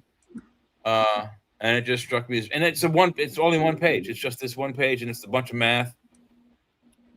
And it's above my pay grade. Do you think, Joe? What's his face? The physicist fellow. Stan Friedman? No, not the Michio Kaku. Michio. Yeah, him or the other fellow, the black guy. Neil deGrasse Tyson. He's more like a curator. Yeah, deGrasse. Yeah, we should get one. Let's see if we can get one of these guys to come in and read this and see if they can explain it to us. Well, the thing of it is it's basic algebra and what's pi, really. But I mean, it's not that. You have to know what it's in relation to. So when you're doing electronics, each one of those letters is a sign. Like gardening. I love that. Jay likes gardening and many cats, but calls himself Doomsday and wants to turn the Middle East to glass. If he had the choice, he's a standard oxymoron. All right, so let me clarify that. I hate gardening, number one. I don't call myself Doomsday. Sean called me Doomsday. I just put it up there as a courtesy to my buddy Sean, and it's kind of funny. But yeah, yes, I want to turn the Middle East to glass. I have been since I was like 19 years old. Or since I was 13 years old, I wanted to drop a bomb on that area. Troublesome group of people. Yes, Terry, he is unique, buddy. He is unique. So what do you think about we get Michio Kaku or Neil deGrasse to come in and talk about this paper? Find out what it means. I don't know if they would. I don't know if they would because of what it involves. I mean, we can ask. It never. Well, it's something but it never hurts to ask. But it's not top secret. Right now, you'd have a chance to get them from talking about UFOs. Neil's explaining why all y'all were crazy the other day. I'm not. What's more UFO than lateral wave contribution to the underwater signature of an aircraft? What kind of aircraft goes underwater? We don't have them.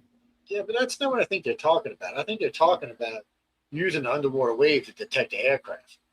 Something that you can't see, something the aircraft can't pick up. They wouldn't know was there if it was flying over. Check. I have something to share with you guys. Okay, so Jenny, she sent me a text message, and we had this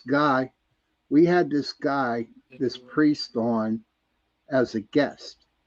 Well, the priest was just removed as an exorcist. Priest removed as exorcist after remarks about UFOs and demons. Yeah. Monsignor Stephen Rossetti was removed from his role as an exorcist in his archdiocese after comments he made linking UFOs to presence of demon activity. Rossetti posted a video on May 29th on his Facebook page where he spoke of UFO sightings and the possible existence of ET life.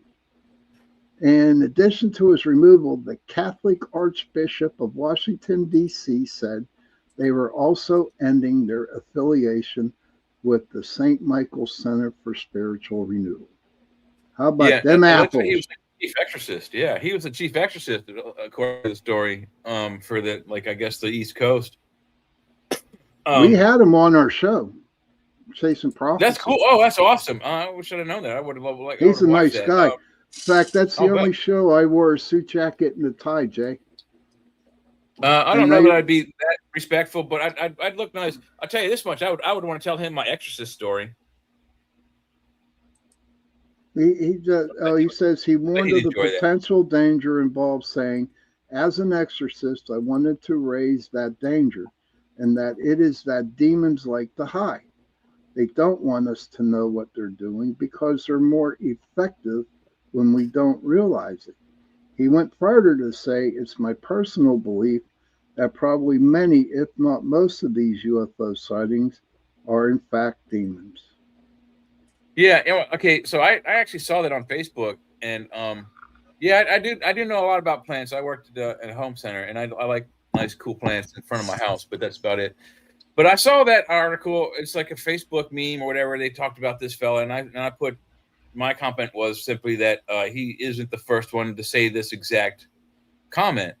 And there's been, I don't know how many, 2 or 3 either senators or representatives that are part of the, I guess, the UFO information dump, who said that some of the files that are coming out could confuse some people into thinking that they're demonic presences in these alien life forms, ascribing to not necessarily maybe their behavior, but perhaps their external true way they look.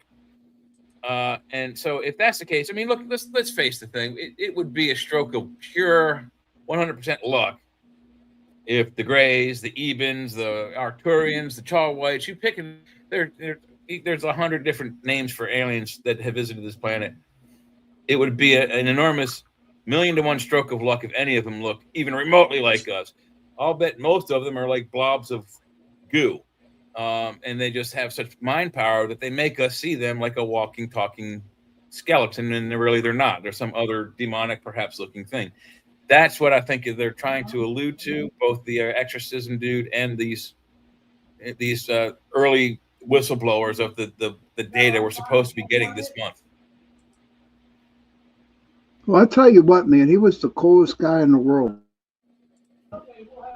He really was. I really enjoyed him as a guest on our show. But at that time, we only did an hour-long show, was on Chasing Prophecy. And, yeah, we could have gone 2-3 hours with this guy. He was great. Yeah.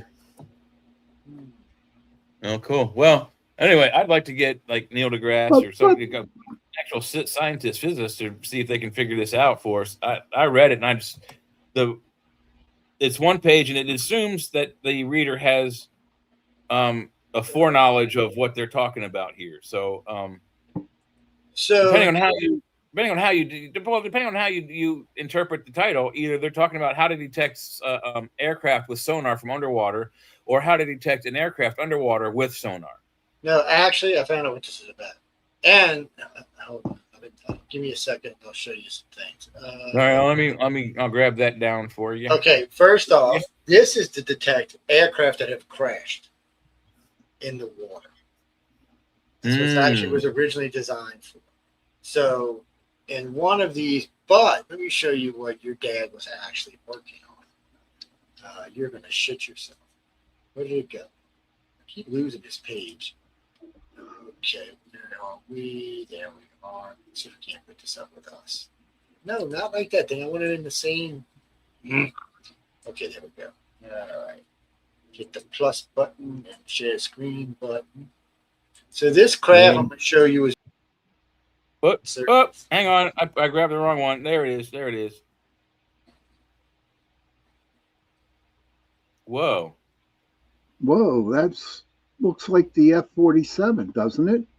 That is supposed to be the exploring submarine aircraft carriers that can launch underwater. Wow. They can. Whoa! Wait a minute. They can launch the planes underwater instead of coming above to launch and then having to go under. Yep. Wow. Now I have heard theories about shooting planes out of underwater things in a bubble. And it's basically an air bubble. It's a compressed air bubble, and it shoots it out. And then it pops it above the surface, and when you get above the surface, you take off. But that means you're going to have thruster engines that are much more powerful than a bunch of Yeah, you'd have to have a dual. You'd have to have a dual thrust system, one for underwater, one for above. See these? This is what they were looking for. They were using this radar to find this. Wow. So it actually works, whatever it is. Yeah. Oh, hey, what's we got here? Another picture of it. It looks like. That's this. Yeah. There you go. Underwater. That explains why when we asked him about the underwater aircraft carrier, why he knew, because he was probably part of that project when it got kiboshed. Oh well, I found this by searching his name. Oh wow! Oh, you really? did? When I typed in the literal, I typed in the whole title, literal, under the whole anyway. I typed the whole thing in, and his name came up. When I was doing that, it came across it, and I clicked it, and this is what came up. Wow. Wow. So he was probably, if Google's associated, that means in some document somewhere with this, his name is in there. Yeah, okay, I wouldn't be surprised. So, are they trying to find this thing because it's sunk, or they just don't know where it's at? No, this is a radar that they're building to help them find underwater planes. Okay. The way the wings tilt. Underwater plane wrecks. But the submarine is supposed to be a submarine. It's an aircraft carrier that's a submarine. It's a stealth but it launches its aircraft craft from underwater, yeah. It's supposed to be able to launch from underwater, which I'm going to wait. I want to wait. But you know what? I didn't think about this. So if you tilted this upward and you put a set of, whatchamacallits in there, what the hell, the shooter things, anyway, you put a set in there. Catapults?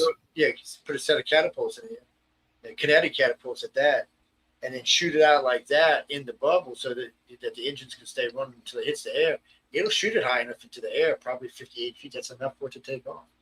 Or they'd have to put something like, what they do on the missiles. They put two, high-speed screws on it that, battery operated or whatever they are, which when they launch underwater, those screws take effect. And once it breaks the water, those powered screws break off, and then the jet. You could put a underbelly thruster on it. You could put two propulsion systems. You could put something that shoots it through the water with high speed screws, and then once you clear the water, the jets would take effect. You have to wait a second or two because if you have a jet filled with water, you'd either have to have some sort of closing nacelle that closes the water off so that when you do breach the water, you can open up and there's no water in your engine, and then boom, take off. Now that's cool. Launching drones. Yeah, futuristic aircraft navigate deep underwater. What year was this, Joe? Joe, what year was? It doesn't say where it's at. That reminds me of my dad wrote that paper in 1972. 20,000 Leagues Under the Sea. And what does kind of Sean? My father wrote that paper in 1972 with EG&G in Gaithersburg, Maryland. But I would imagine dude, it's something like 20,000 Leagues Under the Sea. That's crazy. Yeah. Look at this. Well, another part of his job, he was frequently at a place called DWTNSRDC. That stands for the David W. Taylor Naval Ship Research and Development Center, where they have a half silo building on its side, which is a U-shaped. I don't know. I forget the scale, but the models for the Navy boats they put in there, they're like 5, 6, 7, 8, 10 feet long, 20 feet long. They put scale models of the boats they're developing in this wave pool generator to see how they react. If the design is, seaworthy. They put, the equivalent weight of the equipment of the stuff they will put inside it, like beds, radar, the equivalent weight of radar equipment on these models, and they test them. And my dad was in there all the time, so he's seen probably, I don't know, every top secret experimental craft they had from 1950 to 1985. So this plane, this is a supersonic passenger plane that lands in the water. Actually rides and drives in the water. Nice. Looks like it's got a nice missile rack on top too. That's not missiles. I think that's engines. Or propeller. Or those are propeller pods, probably. I don't think it's got propellers. I think it's electric engines. Well, they're not jets. They might be jets. They might be electric powered jets. Well, can somebody Google it and I find got it out? on the page. It's on the page right now. That's where I'm at. I'm just waiting for it to finish doing its little load thing. NASA's X-59 supersonic jet replaced the what? The bosom? Like the boom, the sonic boom with the thud. Quite. It don't make that big. It don't make that big noise anymore. Because it's so low to the ground. Yeah. I don't know. That's probably got something to do with that gull wing design. That's probably what it is. Imagine leaving work in LA, San Francisco a little early Friday afternoon. Oh, damn, my screen went off. Next 5 or 10 years, yeah, see, these are going to be flying. So you'll be able to 1,381 miles an hour. Wow. Mach 1.8. Yeah. This is a commercial plane. How many people does it hold? It looks like it holds.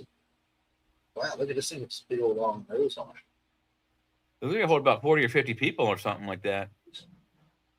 Well, this is a different design on this one. I don't know if you can see this. Well, we can't see what you're seeing. The screen hasn't changed here. We're still looking at that. It's the one I'm looking at now is a whole different design. We're not seeing it on the broadcast though. No, and then where's it at? There it is. Let me see if I can find something better than that shit. Nah, they're just showing shit now, right? They're showing what they think design should look like. That doesn't help us. Yeah. Where are we at? Where did you go? Where are we? Where'd you go? Did I blink it out or something? I think I did. Didn't I think I blinked it out. Oh no, I didn't. Just hit the if they can launch planes underwater, I'm sure they can launch drones. And save money. They already I'm pretty sure drones are different. Drones you can put in a tube and shoot it out of a ballistic missile or a torpedo, and it'll take off and go because they don't weigh that much. It doesn't take it. But a fighter jet armed with missiles is a whole different thing. And machine gun bullets, that thing weighs a serious weight. What just kicked me off that page? I guess it didn't like what I was looking at. Will bite me too. How's that? Let's go see. Let's go here. I put. Yeah, talking shit. Talking smack.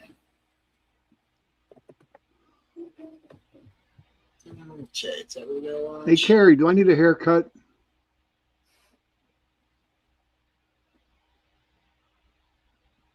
I need a haircut.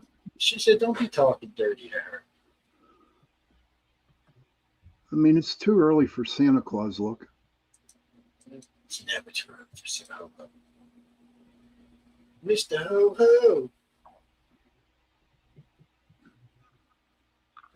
Yeah, Elon believe in the planet. That's why he built it. Anyway, we got to go to break, so we're going to kick this up for break. Let me find the one. You want me to play promos again? Nah, this is an 11-minute long break, so we're just going to take it. Unless, for some reason, I don't pick it up and come back. But let's see. I'm a rich baby. How about some baby Trump news for 11 minutes? And let's talk about that fucking traitor Fetterman, man. What did he do? Fucking traitor. He's a traitor to the Democratic Party. Fuck him. Sean's like, wait, what's going on here? We talked about it last night. He gave up the blue slip, so they can't challenge this new judge Trump's putting in. Oh, we up on the screen, Jay? Yeah.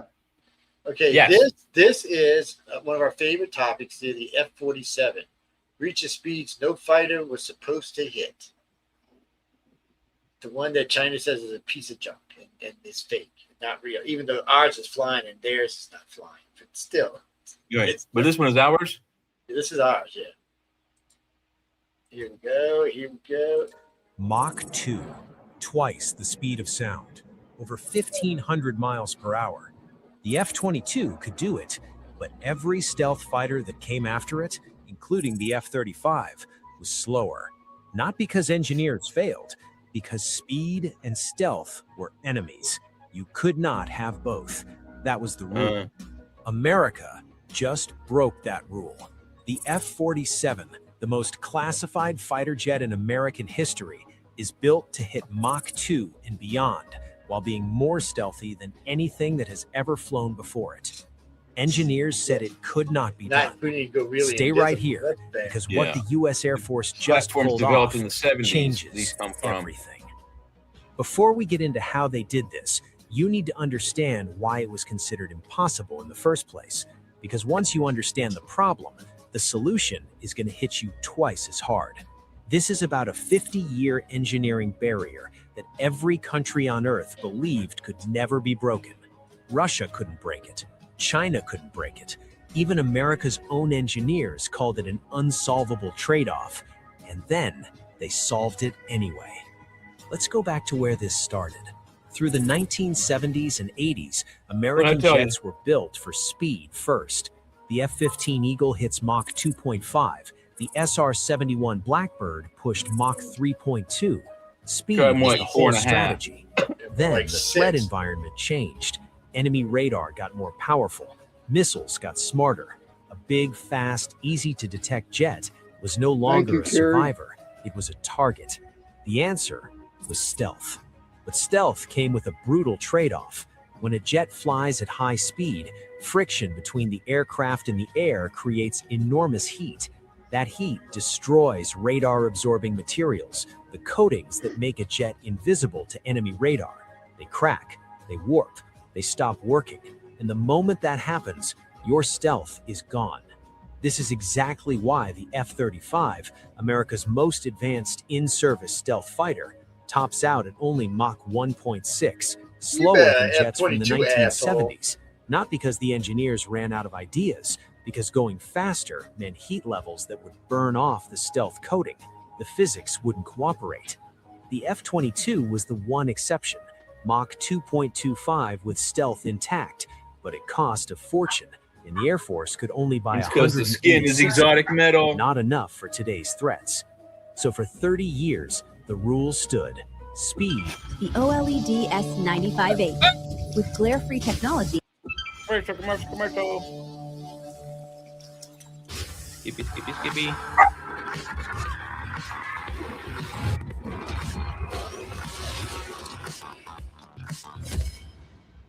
Say goodbye to distracting reflections even in bright rooms.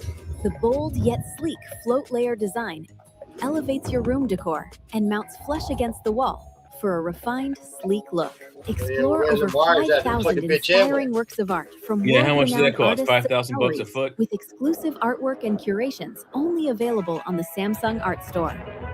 OLED TV from Samsung. Destroys stealth. Pick one. Until the F-47. The breakthrough didn't come from a bigger engine or a lighter airframe. It came from a completely unexpected direction, one that almost nobody outside a classified Air Force lab saw coming. That's next. On March 21st, 2025, President Trump announced that Boeing had won the contract to build America's next dominant fighter. The name, the F-47. The contract, over $20 billion. Planned fleet, at least 185 aircraft. In May 2025, Air Force Chief of Staff General David Alvin released an official performance graphic, the first real public look at what the F-47 will do. The numbers were staggering. Top speed, Mach 2+. Stealth rating, Stealth++, a level that has never existed before. The F-22 is stealth. It just means it's invisible to the naked eye. F-35 is simply stealth. The F-47 goes beyond both. Combat radius, over 1,000 nautical miles on internal fuel alone. Nearly twice the operational reach of the F-22. Deep into enemy territory and back, no mid-air refueling needed. And it doesn't fly alone. The F-47 commands a swarm of AI-powered drone wingmen called Collaborative Combat Aircraft. There are toothpastes that only freshen breath. Then there's new Crest Clean Breath, a toothpaste with an advanced formula that's bacteria neutralizing, long lasting, and clinically proven. Get that Crest Clean Breath. craft directly from the cockpit. The pilot becomes a battlefield commander in the sky. If you believe the United States Air Force still builds the most powerful military machines on the planet, type yes in the comments right now. So how did Boeing and the Air Force combine Mach 2 speed with stealth that surpasses the F-22? What actually changed? Two things, and both of them are game changers. First, ceramic coatings. The old radar-absorbing materials on stealth aircraft had one fatal weakness: heat. At Mach 2, surface temperatures climb above 200 degrees Celsius. Those older coatings couldn't survive that. They degraded, and radar signals bounced back. The F-47's engineers developed a new generation of ceramic-based radar-absorbing coatings that hold up under extreme heat. They don't crack, they don't warp. Stealth stays intact even at Mach 2 and beyond. Think of the old coatings like wax on a car. Drive through fire and it melts. The F-47 ceramics are closer to space shuttle tiles, built to take the heat and keep doing their job. Second, adaptive cycle engines. GE and Pratt & Whitney are both competing to power the F-47 with this next-generation engine concept. These engines adjust how they operate in real time. Maximum thrust when speed is needed, maximum efficiency when range is the priority. No fighter in history has had that kind of flexibility from a single power plant in flight. Together, those two breakthroughs mean speed and stealth are no longer fighting each other on the F-47. For the first time, they work together.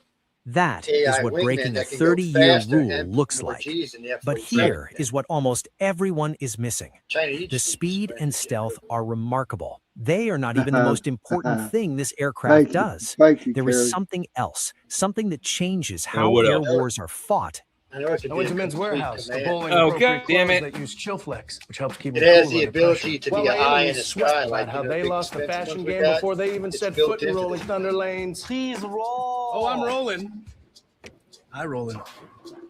At a fundamental level, that is coming right now. The most dangerous part of any future air conflict isn't the dogfight, it's surviving the first few minutes in heavily defended enemy airspace. Modern surface-to-air missiles can track and engage even stealth aircraft at ranges beyond 100 miles. The question the F-47's designers had to answer was this: how do you keep a human pilot alive in that environment? Their answer is the most elegant solution in American aviation history. You don't send the manned aircraft in first, you send the drones. The AI-powered collaborative combat aircraft go forward into the high-threat zones ahead of the F-47. They jam enemy radar, they fire missiles, they draw fire, they absorb the most dangerous parts of the mission. The F-47 stays back at a safer distance, but it sees and hears everything the drones see and hear. All that sensor data flows to the cockpit in real time. The pilot commands the entire battle. And when the decisive moment comes, the strike that requires human judgment, the F-47 moves in. Fast, stealthy, and out before the enemy can respond.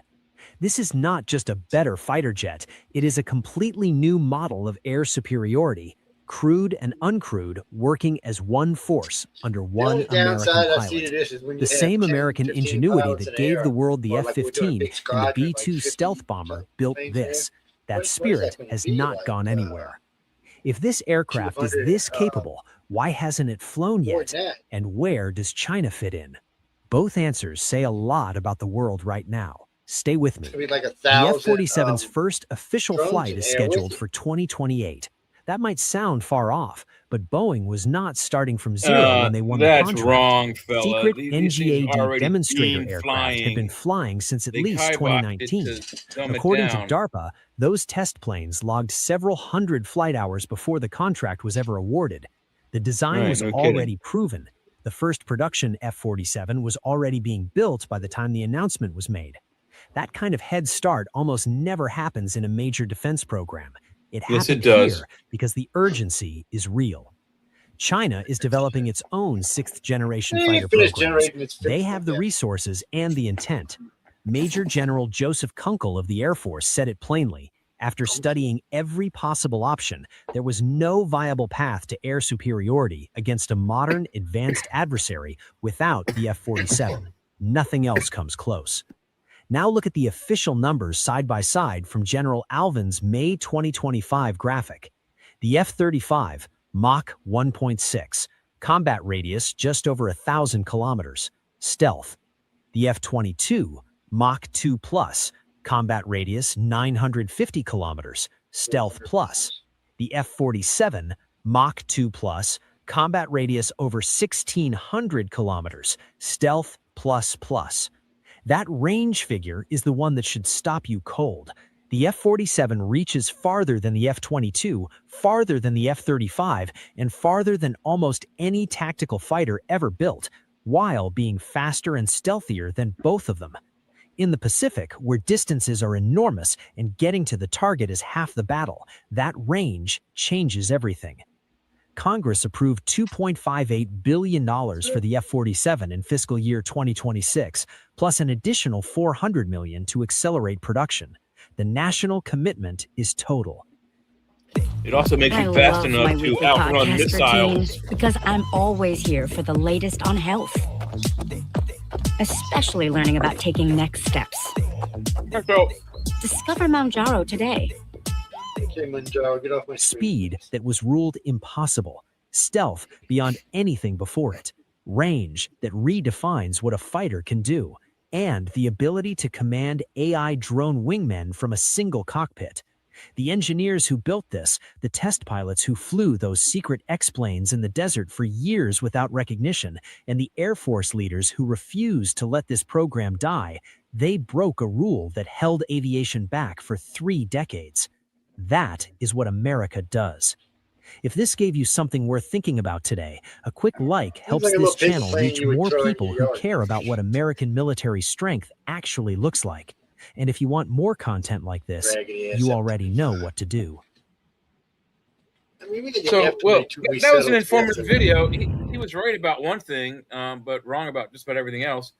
The thing he was right about was that these programs, that these planes we're seeing come out, the X-47, the X-74, all these guys, the Aurora space plane, all these programs From Alex came Jones out and of- Bill Cooper. came out of the 70s stealth programs, the F-117 being one of the first. But what started that was even further back in the 50s. They had 2 programs that they wanted to use right while they were trying to look for the replacement for the U-2.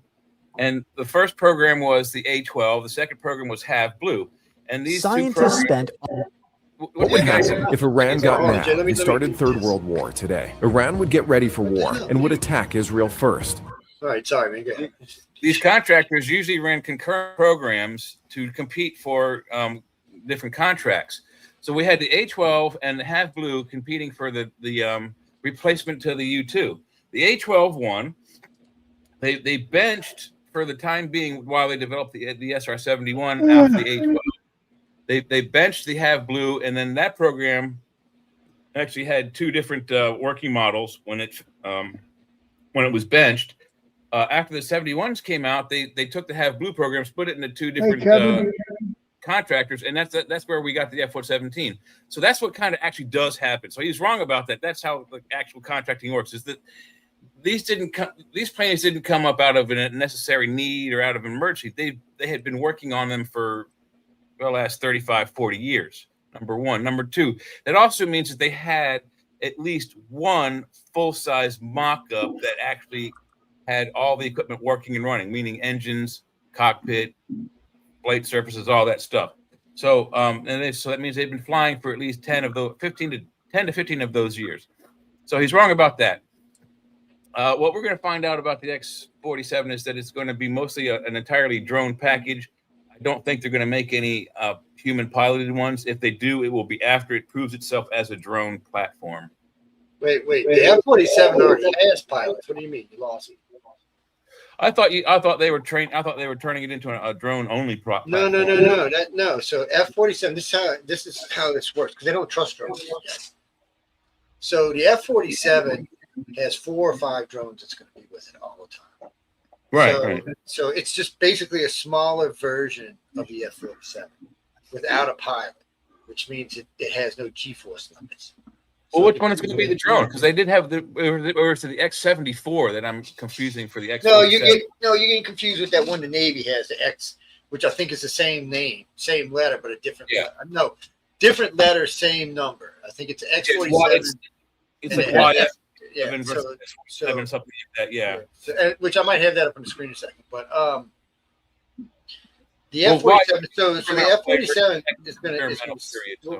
So the F-47 is going to sit back there. It's going to fly into an area. Let's say we're going into Iran. We're coming up to the border out of Iran. We know there's going to be AAA and all kind of stuff. So he just cuts his drones loose. And his drones go in to full stealth. And they're coming in. And remember now, these are drones. So they can pull different Gs and they can fly fast speeds and they can fly below 500 feet, which means. And they also are stealth plus, meaning they're invisible to the naked eye as long as the system is working. And if one destroys itself, it's a loss, but it's not a F-47 loss. It's a drone loss. And no, Jack, because a lot of the stuff on the F-47 that's important is going to be stripped out of the drones. Drones going to be simply to go in and blow shit up. Well, they let them think it's at least some. But anyway, they don't want humans to operate each one, because humans may screw up. If you've got an F-47 guy in one plane running them, and the AIs are connected to the other 5 planes together, they're going to always move the way they're supposed to. They're not going to run into each other. They'll always be aware of each other. So, and they'll make great fighter coverage too. So you're coming into a group of fighters, you're cruising them about Mach 2.5, you're hauling ass, and you're coming into a group of fighters, you pop out sideways, let your drones loose, they come in flying at Mach 3, just unleash a shitload of missiles. As the missiles are just wiping them out, here comes the F-47 going, you fuckers are dead. Boop, boop, boop, boop, boop, boop, boop, as he kills them as he comes through. Anything that got missed is now scrap. It's the advantage of that is a system. He collects all the data where the firing from the ground came from, and it could be targeted in a second strike. Right? Yeah. See, not just the ground, from the air too. Whatever anybody shooting at him. I'm talking about the targets on the ground from the X-47. Once his drones are fired at from the ground positions, he knows where to go back and hit. Yeah, anything that fires at those X-47s is now dead. Either the X-47 is going to kill it or the F-47 is going to kill it, but it's going to die because they now know where it's at no matter what it does. And they're moving at such fast speeds and with long distance, which means they can hang around longer and fuck. They're moving faster than most missiles do, so they can outrun a missile. Well, John, the run its fuel capacity for sure. Well, the hypersonic missiles are great, but even a hypersonic missile is going to have a hard time finding an F-47. And remember, they have drones that they can sacrifice. Yes, but what I'm saying is the engine is, they don't have to sacrifice the drone. The engine is so fast, if it does catch a lock on them, that it can outrun its fuel source. The missile will eventually run out of fuel before the plane will. Well, actually, if they're anything like the F-22s, what they'll do is they'll come in and they'll pop up. They can go ballistic if they want to, but what they'll usually do is they'll twist around and then drop down behind the missile and just shoot the fucking missile. I've seen 3 F-22s do that. Now that is bad ass. Ain't no F-15s can do that. I don't even know if the F-35 can do it, but the F-22 can. It is like, watch this, buddy. Because they showed that one guy, he was flying somewhere in Iran. They said he's dead. This missile is on his ass. He just and he kind of like this, and boom, he's behind the missile. I was like, son of a bitch. I've never seen that. He didn't even bother using his flare. That's exactly what Mitchell Gant did in the movie. Charlton Heston? No, Clint Eastwood, where he steals the Russian plane that has the capabilities of our F-22. Yeah, Firefox. Yes, thank you. He does that exact thing when he's being chased by the other prototype Firefox. He goes and shoots the guy from behind. Marco, so the move like this was always a common move. So this jet's coming up behind you. He's got you in lock. You just drop down, drop the thrusters, and he'll fly past you because you just went from Mach 2 to 200 miles an hour. He has no choice. If he tries to maneuver, he'll probably end up getting himself killed. Any way it goes, he's going to probably be dead after that anyhow. Because as he goes by, he's just going to hit the sideline, and it's going to go before you even get any distance. I don't know why they call them sidewinders. They should call them AT&T because they kind of because they fly like this, man. No. But they also reach out and touch somebody. Yeah, they do reach out and touch somebody, but they sidewind. That's why they call them sidewinders. I know. I've seen how they fly. Yes, but you know what, dude? So that's kind of an old wives' tale in a way because they're not really supposed to fly like that. They're supposed to go and go. But what happened was in the initial design, they put these little things on the tips of the wings. So when it took off, it would swirl out, and then it would lock in and go straight wherever it was going. It was a design flaw technique. But they said it looked so cool, they left it because it didn't affect the missiles, blowing anything out. No. It was stupid as well. Denise, what was that? There's always some bullshit one. Navy got some stuff with it, but no. So that's what these are going to be. This plane with these drones. Let's say we build 1,000 of them or 2,000, and then we build. So each one's got 5 drones. That was that 10,000 drones. Can you imagine that flying across your borders, just raining hell on you? Well, no, China can't do it actually, Jimmy. Because the drone wingman, people may not realize the scale we're talking here. We're not talking the drones that are going to be accompanying the 47s are big enough to put a person in. So yeah, they are. They're bigger than the Predator drones we currently have, and they look almost identical to the X-47, except for where the cockpit is. It's just a triangle, pyramid, whatever you want to call it. It's like an 8-sided dice. It's no, John. It's weird. It's maybe it's a weird looking plane. Yeah, it is. Well, see what happened is Jay and I were doing a show one day, a couple of months ago, and we were having this problem because we got the planes were coming up with the same number, but they were completely different descriptions. And then when you got them on the screen, you were like, "Whoa, wait!" So here we go, right here. Terry. So, this is the drone the Navy dumbed down. We are getting yelled at by our people, guys. Well, I'm not seeing it. Right? Wrong one. No, it's up there. Get off the screen. No, that ain't the one. That ain't it. I need the other one. Get off of there. That was the page I had to go to, but that's not the one that's got it playing.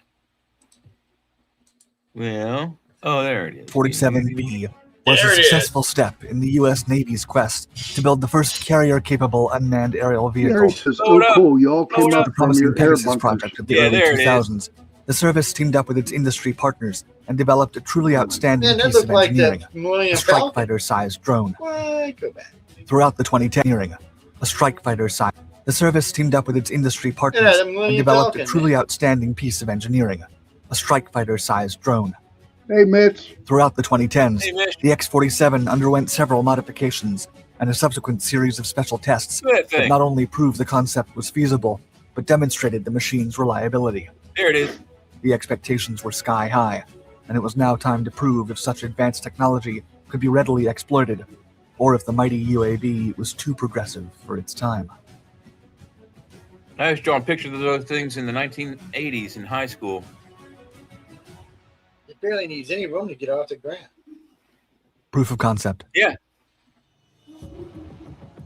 Yeah, until the 2000s, the U.S. Navy was not fully committed to developing a practical unmanned combat air vehicle, let alone one that was carrier-based.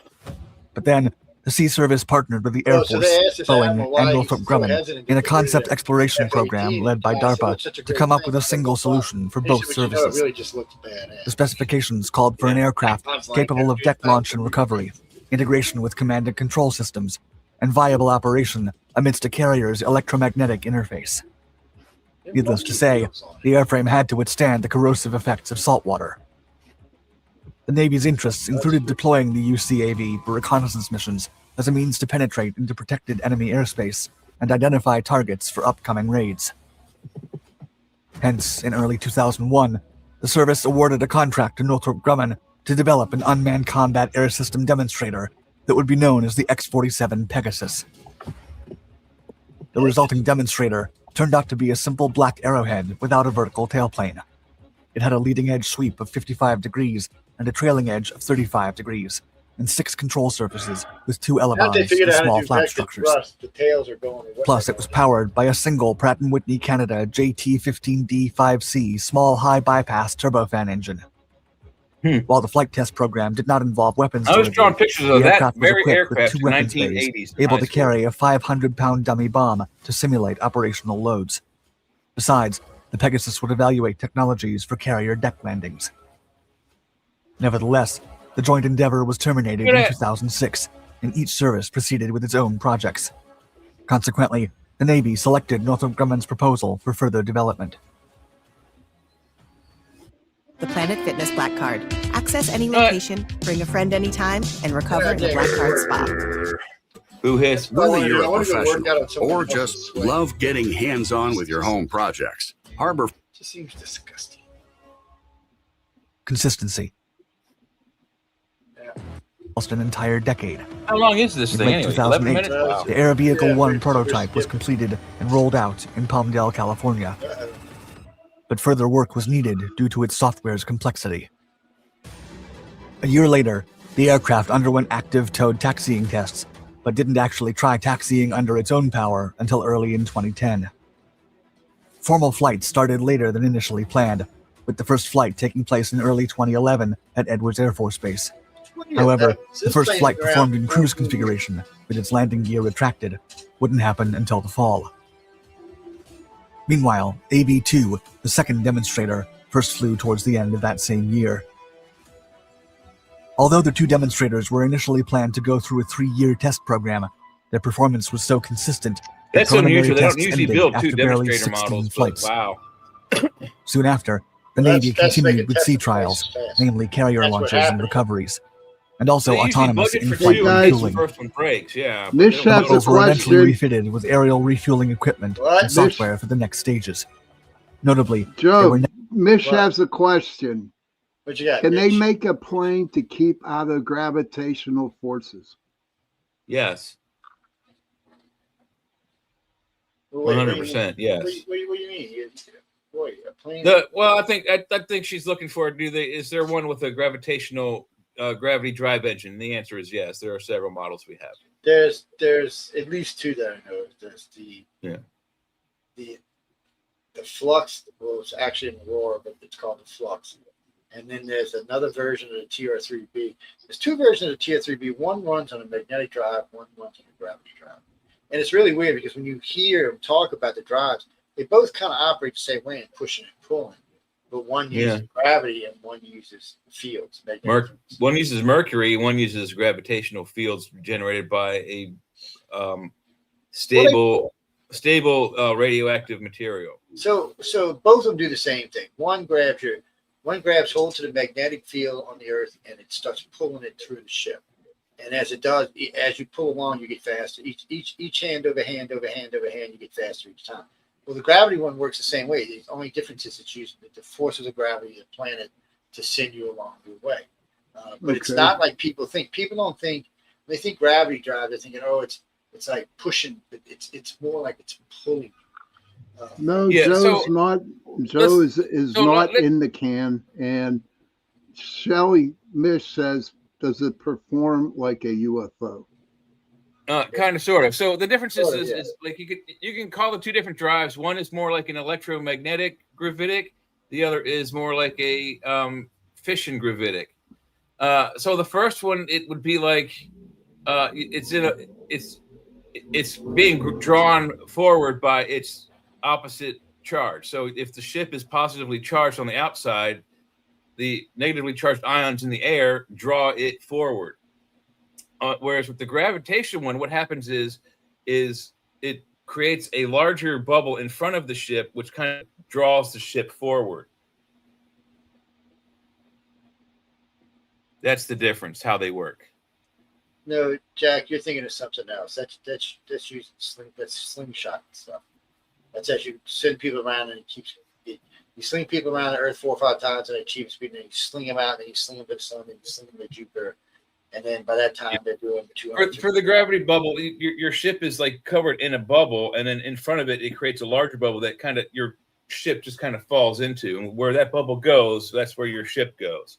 The other one, you're kind of actually being pushed along by the external charge of your ship. Michio Keiko, when we were talking about this on the show, basically the way he's describing it didn't matter which drive we're talking about. He said basically you're just taking the negative charge and pushing it against the positive charge till they react. And he said that the reaction, depending on how intense the negative and positive charge was, the other one will be equal and opposite, which will be double back.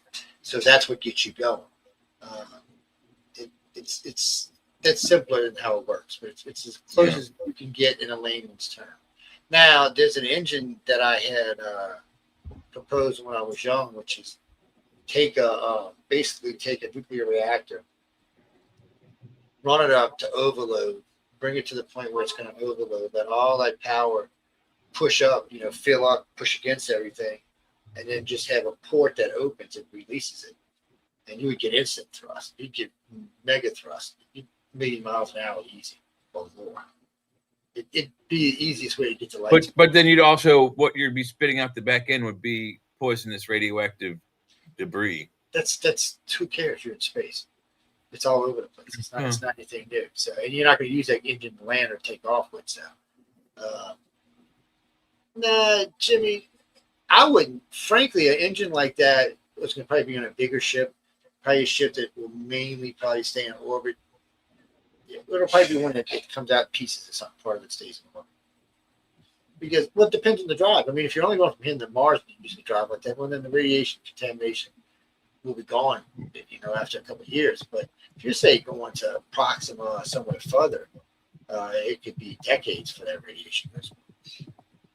It depends on what they're using, what kind of power they use.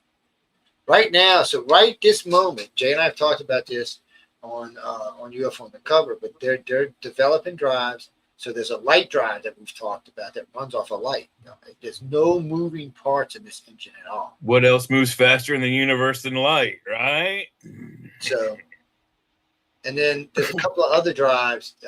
So there's a drive that's going to work off of antimatter, and there's one for dark matter. Both produce so much power that they have no doubt that it'll propel anything past light speed. But again, there's so much more you need. First, before you do anything, you have to invent inertial dampers. It's the first time you get in your little spaceship and you go, Sean, punch it, baby. We're all splattered against the wall. You're all goo, yeah. Like the frog we turned to goo with our rocket experiment. That's not going to work, people. Yeah. we got to work that out right off the bat. Then, so Sean don't fly us into a supernova or a sun or a planet or something. We have to have sensors that can see far enough ahead that you can travel 100 times the speed of light and still see out 1,000 years ahead of that. See what's in your path in the way to your destination. Yes, this is so See, to me, this is mind-boggling. Okay, and I mean, I'm your average Joe, and I'm really interested in what you're saying here. But man, I am so confused. It's just like Star Trek. Well, this is actual real science, though. This is real science. Real science. I mean, what more do they want to freaking do? What? Okay, another universe. I mean, we want to go to another planet. We want to get out there. Look, Earth is great. Wait a minute. We're not even finished talking about navigating at the speed of light. So what Joe's talking about is just from here's your ship and here's your destination. You need to be able to see what's in your path to the destination. But what you also need to see is things that might be coming from way, way, way away that might intersect your path. So you not only do you have to see what's in your path to go around it, if there's anything you have to go around, but you have to see what's in basically a 360-degree cylinder in your direction of things that might pass through. All right, I love you guys to death. You are my best friend, but to be honest, I don't give a shit. I don't care. Space navigation ain't easy, man. Hey, you want to? Am I going to be navigating? Do you want to visit God? Do you want to visit? Yes, God? You will be. If you want to ever meet God, you better learn how to get in a damn spaceship because he don't live around this neighborhood. Oh man, you know what? Purgatory if you're here, baby. If you don't have there's no such thing as purgatory.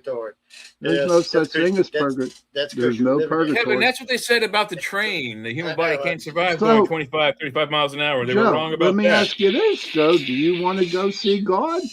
You want to meet God? God and I had a talk a long time. Yes, because I want immortality, and I want super razor sharp razor claws that come out of my forefingers or between my fingers, and a bone skeleton just like Wolverine with instant regeneration. That's what I want. Immortality, regeneration. Why? Why would you want mortality, Jay? Why? Immortality. I want to be around. No, he wants to be around forever. Yeah, he wants to live forever. Immortal. Like I'm already mortal. Live forever, Queen. Oh my God, Jay, man. Okay, God bless you. I hope that works for you. Every religion, the gods promise immortality. That's what I want. I want that stuff. I want it. Good. You sure that wasn't immorality? And if on top of that they can give me Wolverine's powers and metal skeleton and razor sharp claws, you know. And you'd be sitting on the damn beach waiting for it to happen. Yes, sir. The beach is bitching. Hey, Batgirl. Hey, Bat. I'd be waiting for it. Hey, Bat. If they gave you a pill that says, "Okay, Jay, take this pill, you'll be living forever," would you take it? Yes, I would. God bless you. Well, that's a friend of mine said he's a vampire. He goes, just so if I make you a vampire, would you be happy? I said, no, I'd kick your fucking ass and drive a stake through your heart. He's like, dude, what are you being immoral? I said, first off, me neither, Kevin. I said, first off, we'd have to get a hair job. We'd have to do some weight. We'd have to get all pumped up and get in good shape. But then maybe I could think about living for eternity. But not even then, because frankly, vampires don't have sex. I mean, who wants to live without sex, man? Get out of here. Screw that idea. You will be living with droids. I mean, there's not going to be no freaking whatever Wolverine dudes, man. You're going to be dealing with robots and, you know, press this button. Why do you think I want to have razor sharp claws like Wolverine? So when the robots come back and go. So right now, in case y'all didn't know this, you can buy a personal thing that you can get into and walk around your house and lift up heavy objects, lift up your car and stuff. They got these little robotic suits for humans.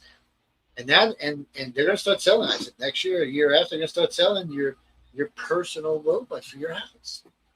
I'm buying one and naming it Sean. Right. Right. How in the hell are you going to eat? That sword's nothing, man. That's too old. You got to come up with something else, Jay. You got to come up with something. I'm going to eat by telling the damn most powerful weapon in the universe. It's on this planet somewhere. Okay.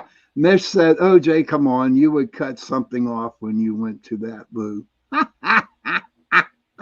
I'm actually a weapons expert, so no, that wouldn't happen.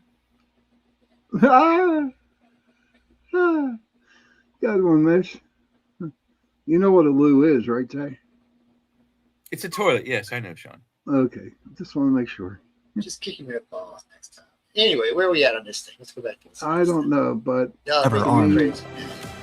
Then, as the test crew continued refining the remote control techniques required for proper routine functions, akin to a piloted aircraft, the engineers' most significant challenge became overcoming the maritime environment's corrosive effects on the vehicle's exposed surfaces. It don't look like it takes hardly any runway. First, in early 2012, the company tested a wearable remote control system that allowed ground crews to manually steer the drone along the deck. Then, halfway through the year, the model began high-intensity electromagnetic interference testing. Aircraft carriers represent perhaps the most complex electromagnetic spaces on any surface ship whenever their multiple radars and systems are switched on. Yeah. The X-47B initialed its carrier-based evaluation aboard USS Harry S. Truman in November, and in less than a month, the prototype successfully completed the first at-sea test phase. Fortunately, the aircraft proved to be compatible with the carrier's flight deck, hangar bays, and communications systems. By the summer of 2013, the X-47B performed an arrested landing on a simulated carrier deck at Patuxent River, Maryland, and a few days later, it launched from USS George H.W. Bush, marking a milestone in drone development, as it was the first time a UAV was catapulted off an aircraft carrier. After launching, the UAV was transferred over to a second pilot, who flew it successfully from the Chesapeake Bay to Naval Air Station Patuxent River. Later, it also proved capable of achieving touch-and-go landings and take off from the deck while underway. So it can be autonomous or controlled, huh? The X-47B also accomplished the first arrested landing of a UAV on a carrier at sea, further propelling the program forward in its mission to create the first carrier operational drone. Look at you can see the tail hook However, tucked up. Wow, the model cool. had a technical issue during the third try and was diverted to the Wallops Flight Facility in Virginia. As one of its 3 navigational subsystems failed, the remaining 2 identified the problem and alerted the operator, who followed the protocols to abort the landing attempt. The mishap ended up proving the drone's reliability and autonomy. They'll do anything to keep the optimum advantage. It's a badass little drone, is all I can say. Yeah. That's a cool little robot, but remote controlled Hoosier, what's it? Can you imagine being the guy behind the remote flying those things? That would be badass. Yeah, I think they were Well, you know what they did over in Ukraine? When Ukraine came out with the drones, they got people who did war games or worked on computers or joysticks in order to fly their drones over there. Yeah, because you got to know what you're doing. You have to learn, yeah. But they didn't have to learn. They just here. No, otherwise, yeah, that's what I'm saying. Otherwise, you'd have to learn, yeah. And I know a friend of mine who is in the Corps. Okay, a very good friend of mine is in the Corps. There's a program going on out there that is top secret about men in drones. Oh yeah. Yep. There was a song in the 70s. You remember it? Send in the drones. Send in the clowns. Yeah. Oh, is it the clowns? Yeah. Okay. All right. Let's see.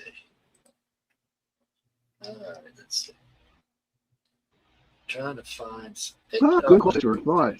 Mish wants to know any games are possible. Well, okay. So if you want to see which games they're looking to see who are good candidates, you'd have to go to like the video game stores and watch the guys in the Men in Black and see which kids they follow on the way out, and in which games those kids are playing. Then you know which ones are the recruitment games.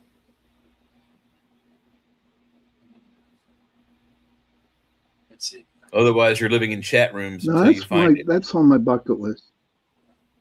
What's that? Well, you know what? That's say how you want to live forever, right? Yeah. I want to meet a man in black. I want to meet There you him. go. That's on my bucket. I've met him more than once. Beta. Yeah, they're not friendly people, dude. They're not even really people. It's not even that they're not friendly. They always leave this feeling behind. They're very telepathic, very empathic. If I had to coin them as anything, I'd coin them as hybrids. It's they leave a bad taste in your mouth after they're gone. Even though I have had some approach us as simple things like at the casino that night where you thought you lost us. Yeah, but we did glitch you. You just knew I was going to the casino. That's all. But you didn't follow me here. You was waiting for me. So that's a whole different thing. Yeah.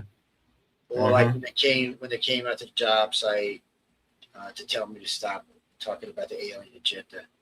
That was fucked up. He called me on my phone repeatedly and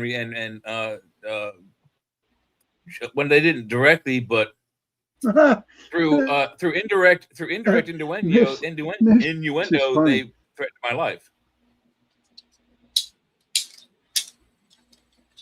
Well, I don't know. It's Men in Black. Well, I tell you yes, what, Men in Black harassed my phone. So the Men in Black part, we've been harassed before, and that part didn't actually scare me. I just figured I'd shoot the motherfucker. But when I was doing that job site that day, because I had almost 25 guys on booth with me. We're doing some roofer guys. They're big boys. They ain't even little guys. And these two guys pull up in this gray SUV with tinted windows, get out the van, stand there and look at us. I'm looking at them and looking at us. And I knew they were feds from the get-go. At least that's what I thought they were. So I figured one of the boys had some problem with the feds, probably income taxes. So I'm asking everybody, and they're like, no. And finally, the guy's like, and I'm pointing at people and shit his head. And I went like this, and he was like, oh, fuck, what did I do? So I go to get down the ladder. And it was so funny. You have to go to the ladder, like 10 of the guys rushed up. we'll come down with you, Joe. Don't worry, we got your back. Dude. So I don't think you think what it is. But anyway, so I go down there, and as I come back, because I actually had my gun on, I was actually carrying a 1911 9mm at the time, and I come down off the thing. I had one of those.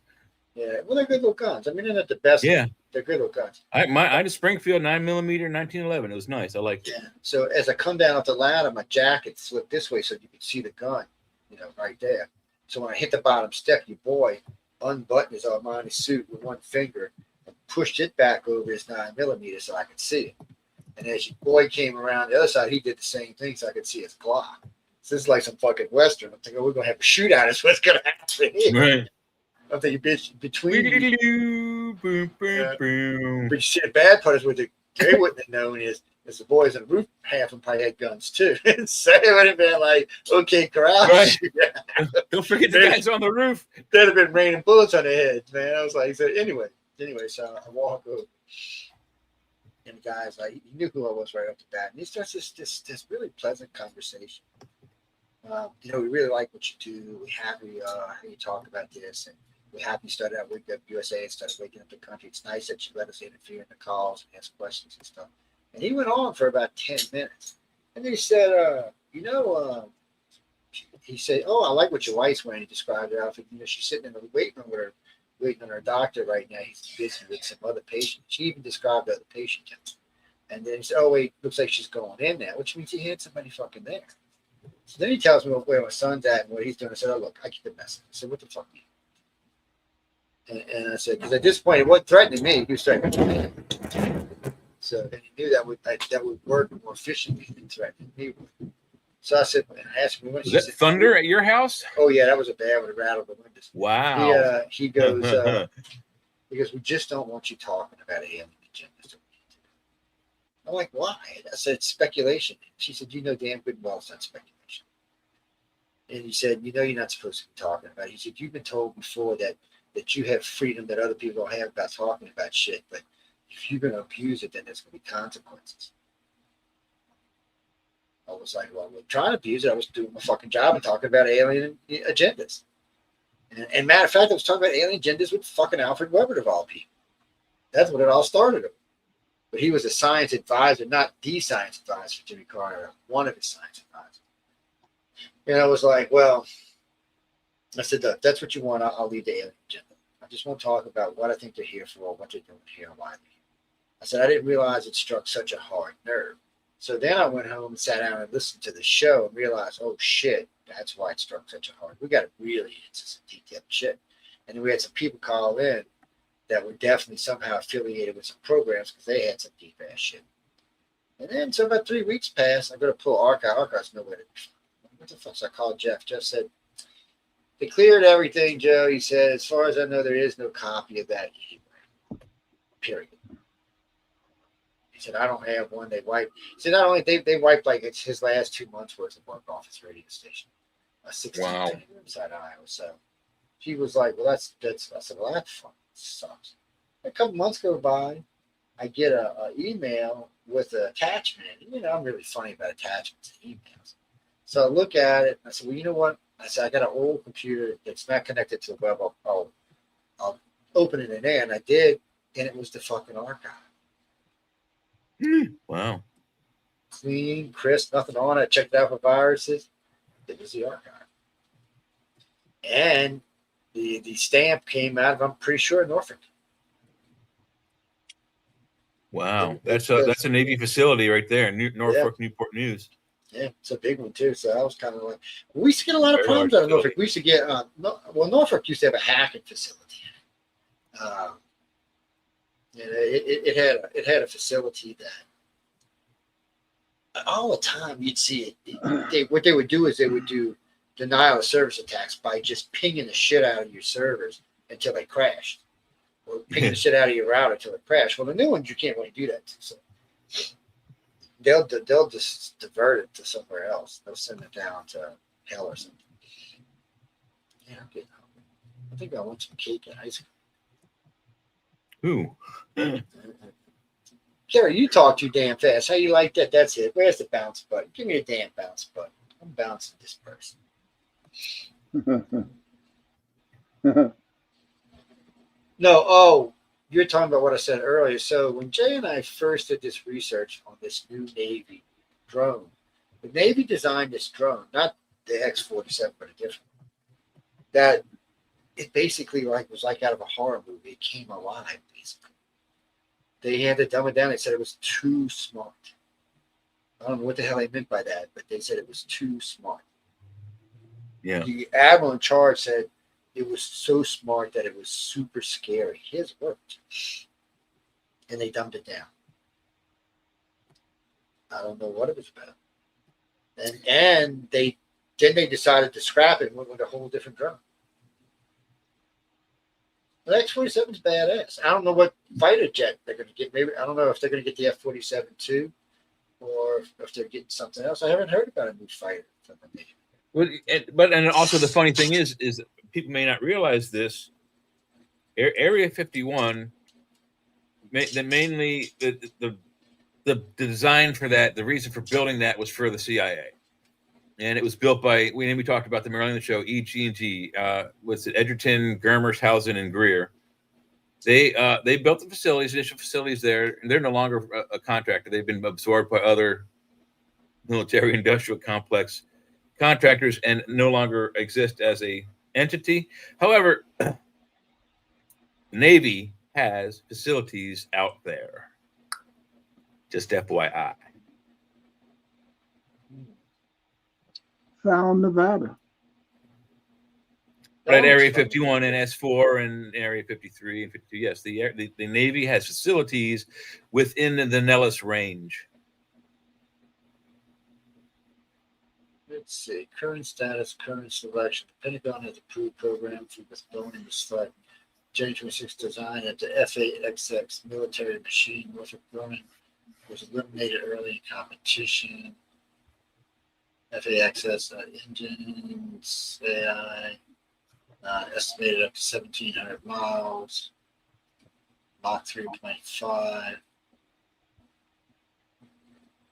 Oh man, see how long that isn't the F-47. We know what the F-47 does now. Yes, Navy's going to go with the F-47. I wish they'd stop doing that shit. Well, so I mean, I guess that's what we're going to find out is that the drone is going to go out with the manned fighter of the same number. I guess, but they're developing. Well, maybe the Air Force is going to use the Navy drones. But I'm sure they're going to change the distinguishing marks on them. So when the 71, the SR-71, that is, when it was flying with its drone platform in the 50s and 60s, they had what they called either the D-21, D-25, or D-27 drone, and each one had a different type of, let's just say, sensor package underneath that would be used for spy purposes. So that's what they're probably going to have to do with these things. Is you're going to have the X-47 fighter jet's going to become the F-47, and the drones will become D-47A, 47B, whatever the distinguishing thing is. It what design feature they go with, whether it's the first one A or the second one B or the upgrade C, etc. And that's what we'll see. You'll have X-47 and his drones, D-47s or whatever. They may even change the numbers. I don't know, but they'll be designated by a D. Well, I'm just wondering if they're going to give the 47, the X-47 is going to be used by the Air Force. Since the Navy's going to use the F-47, and that's going to be their flight package for the F-47. Unless they're going to marry both packages, it's not uncommon for the Air Force and the Navy to share equipment. Or not that they share it between the services, but they share the same. Well, the same body anyway. Right, the same airplanes or the same, model. Navy requires a little bit more rugged aircraft than the Air Force does. Their rules are a little stricter. That's why you got what is it, A, B, C, and D? Yes, right. That's why there are several differences between Navy and Air. Air Force doesn't really necessarily have to land on things on the ocean. Yeah, they would rather not. Their pilots hate it. They're like, no, man. It's nuts. I mean, who would think about landing on a 5 foot wide strip of concrete in the middle of the Pacific Ocean? I'd probably shit my pants every time I did it. Jack, it's Watching people land and take off in a carrier is insane. Yeah, we used to go sit. No, Kerry. So the X-47 allegedly, from what we were getting in the videos, has what they call stealth plus plus. Stealth plus plus means it is invisible to radar, invisible to sonar, and invisible to the naked eye and most other electronic detection devices, including infrared. Yeah, I've been looking. I know we watched that clip that day where they were showing how it goes invisible, but I can't find it. I was looking for it earlier. It just disappeared. I'm sure they don't want that going out there so people can't figure out how it works. But yeah, it's allegedly you could be looking directly at it and it can engage the entire cloak system and it'll disappear directly in front of you. It could still be there. It could have well, I don't know if you'd hear it fly off. It would have engines. You'd hear it. But if it disappeared in front of you, you wouldn't know if it had moved or not, if it were silent. How about that? Does that help? Yeah.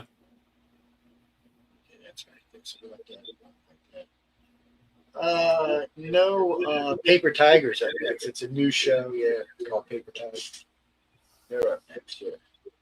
Is it a martial arts karate show? Yeah. I gave Whispers Sean's spot on Sunday. Oh. So it's like, wait, what? No. I was just seeing if he was still awake. That's all. I was just seeing if he was awake. I don't know, but with me, guys, honestly, I'm still trying to comprehend what y'all were saying 45 minutes ago. Don't worry about that shit. That shit's not. Look, are you planning on being an engineer or something and didn't tell us about it? No. So I tell this to people all the time because people will sometimes right as the future. We were having a geek conversation at the table, 5 of us. So what I tell people is, look, somebody kept saying, well, I don't understand this. Don't worry about it. This isn't something you're going to probably ever have to deal with. We all grew up in science, so it's something that we've talked about from young kids, so it's easy for us. But science is complicated, and it's for the average everyday layman, it's hard to understand. There's lots of stuff I don't understand about the universe, but science is a thing I just really, really geek out on. I really enjoy. But says Joe, please your mic. Do what? Hello. What am I doing? She wants you to fix your mic. You sound still kind of like you're in a box. What the fuck? It says we're touching some stuff. Me and Jay will pitch in and buy you a new. I think I need one. Wait, where are we? So, okay, we're all the way to the left, to the right, to the left. Okay.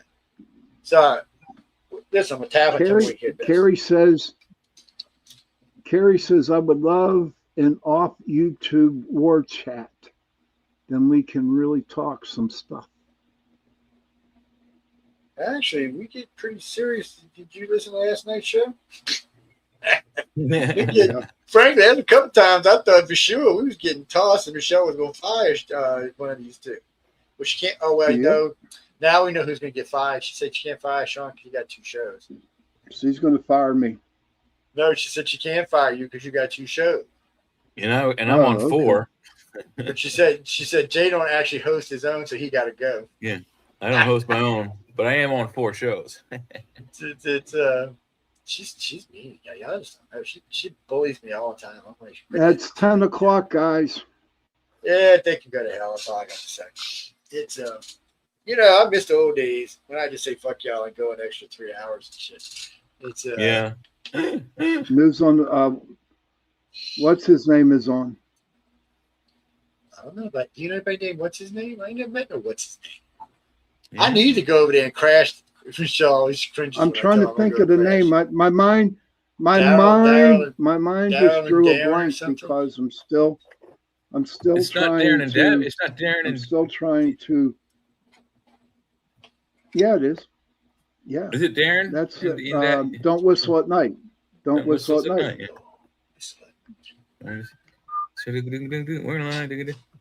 is it? Damn, sure.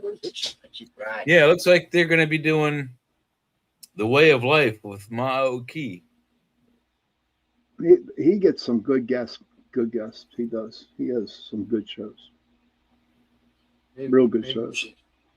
Maybe we should say Indian. Play Indian Reservation on our way out. Oh, no. Cherokee Reservation, that's it. Cherokee, yeah. People. Yeah, Cherokee Nation, yeah. We might be able to play saying, that was without that getting Paul? in trouble. Was that Paul Revere and the Raiders? Raiders? Yeah, that's what it was. What? Where you at? Oh, because where you at? It's right. You're in Aussie land. Osborne, Australia. No, there's a way to fix it. I can't remember. I had two friends down there that used to use Power Talk. It's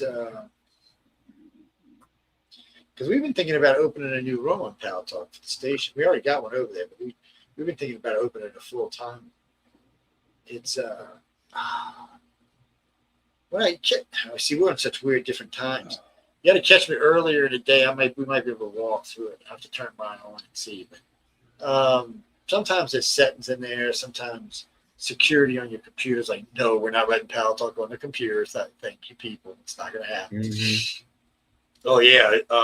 Norton used to hate him. Norton was like, fuck you. You do not belong on this computer because it don't like open sources. Well, if that's the case, you can roll it back. You can go into where you can remove your programs on your Windows, and you can roll it back. There's a rollback setting in there somewhere. If not, you can just delete the fuckers and go back and put it in. Sometimes what you have to do is just take it all off your computer. So you got to go in, take Pal Talk off, but you got to do a search and make sure all the Pal Talk's off, and then reinstall it. Yeah, and then after you do that, you got to go into your startup menu and uncheck mark if you unless you like it being turned on whenever your computer comes back awake. I can't stand that. It's like they got two programs that my friends put on here to stay in communication, and they're never on those two devices. One's like a video game chat room, and the other's the Pal Talk I put on there. But every time I turn my computer off, turn it back on, they both go, and I don't know how to get into my start menu and turn them off. So look out for that. It's I hate when it comes in on the start menu. Like that's a pain in the ass. But if you catch it in the beginning, it'll usually let you turn it off. Yes, and if not, there's a way to do it through like your settings. But in Mish's case, she just needs to go in and take it all off her computer and reinstall it since it's been a long time. Because there'd be 1,000 updates otherwise. Yeah, that's true too. Yeah. Pal Talk was forever updating. No, I've been thinking. Well, no, we own. It's called UFO Alien Phenomena. We own that group. We still own it. But for 15 years, 24 hours a day, 7 days a week, it was a support group for people who had contact. It was a damn good group too. It was a big one. But as the station grew, and people started moving around and getting on different chat groups, how things go, things change.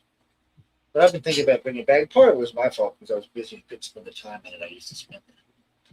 Because you got to have admins that want to hang out, talk, chat, mess with people. And at that time, I had like 3 different careers going on. It's insane. Who cares? Bruce just made as much money off of this as he can. Bruce Springsteen sucks big money dogs. Oh, sorry, Mish. Yeah, I nodded off. Did you nod off, Sean? Shame.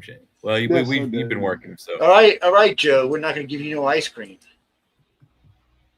So that's Joe Biden's thing nodding off. Yeah, it's Joe Biden, and when Joe Biden nods off, you don't get no ice cream.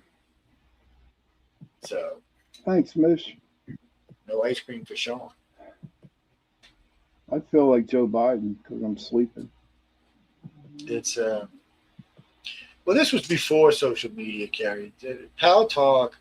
So originally there was Yahoo had this chat system where you could make a room and go on and have fun.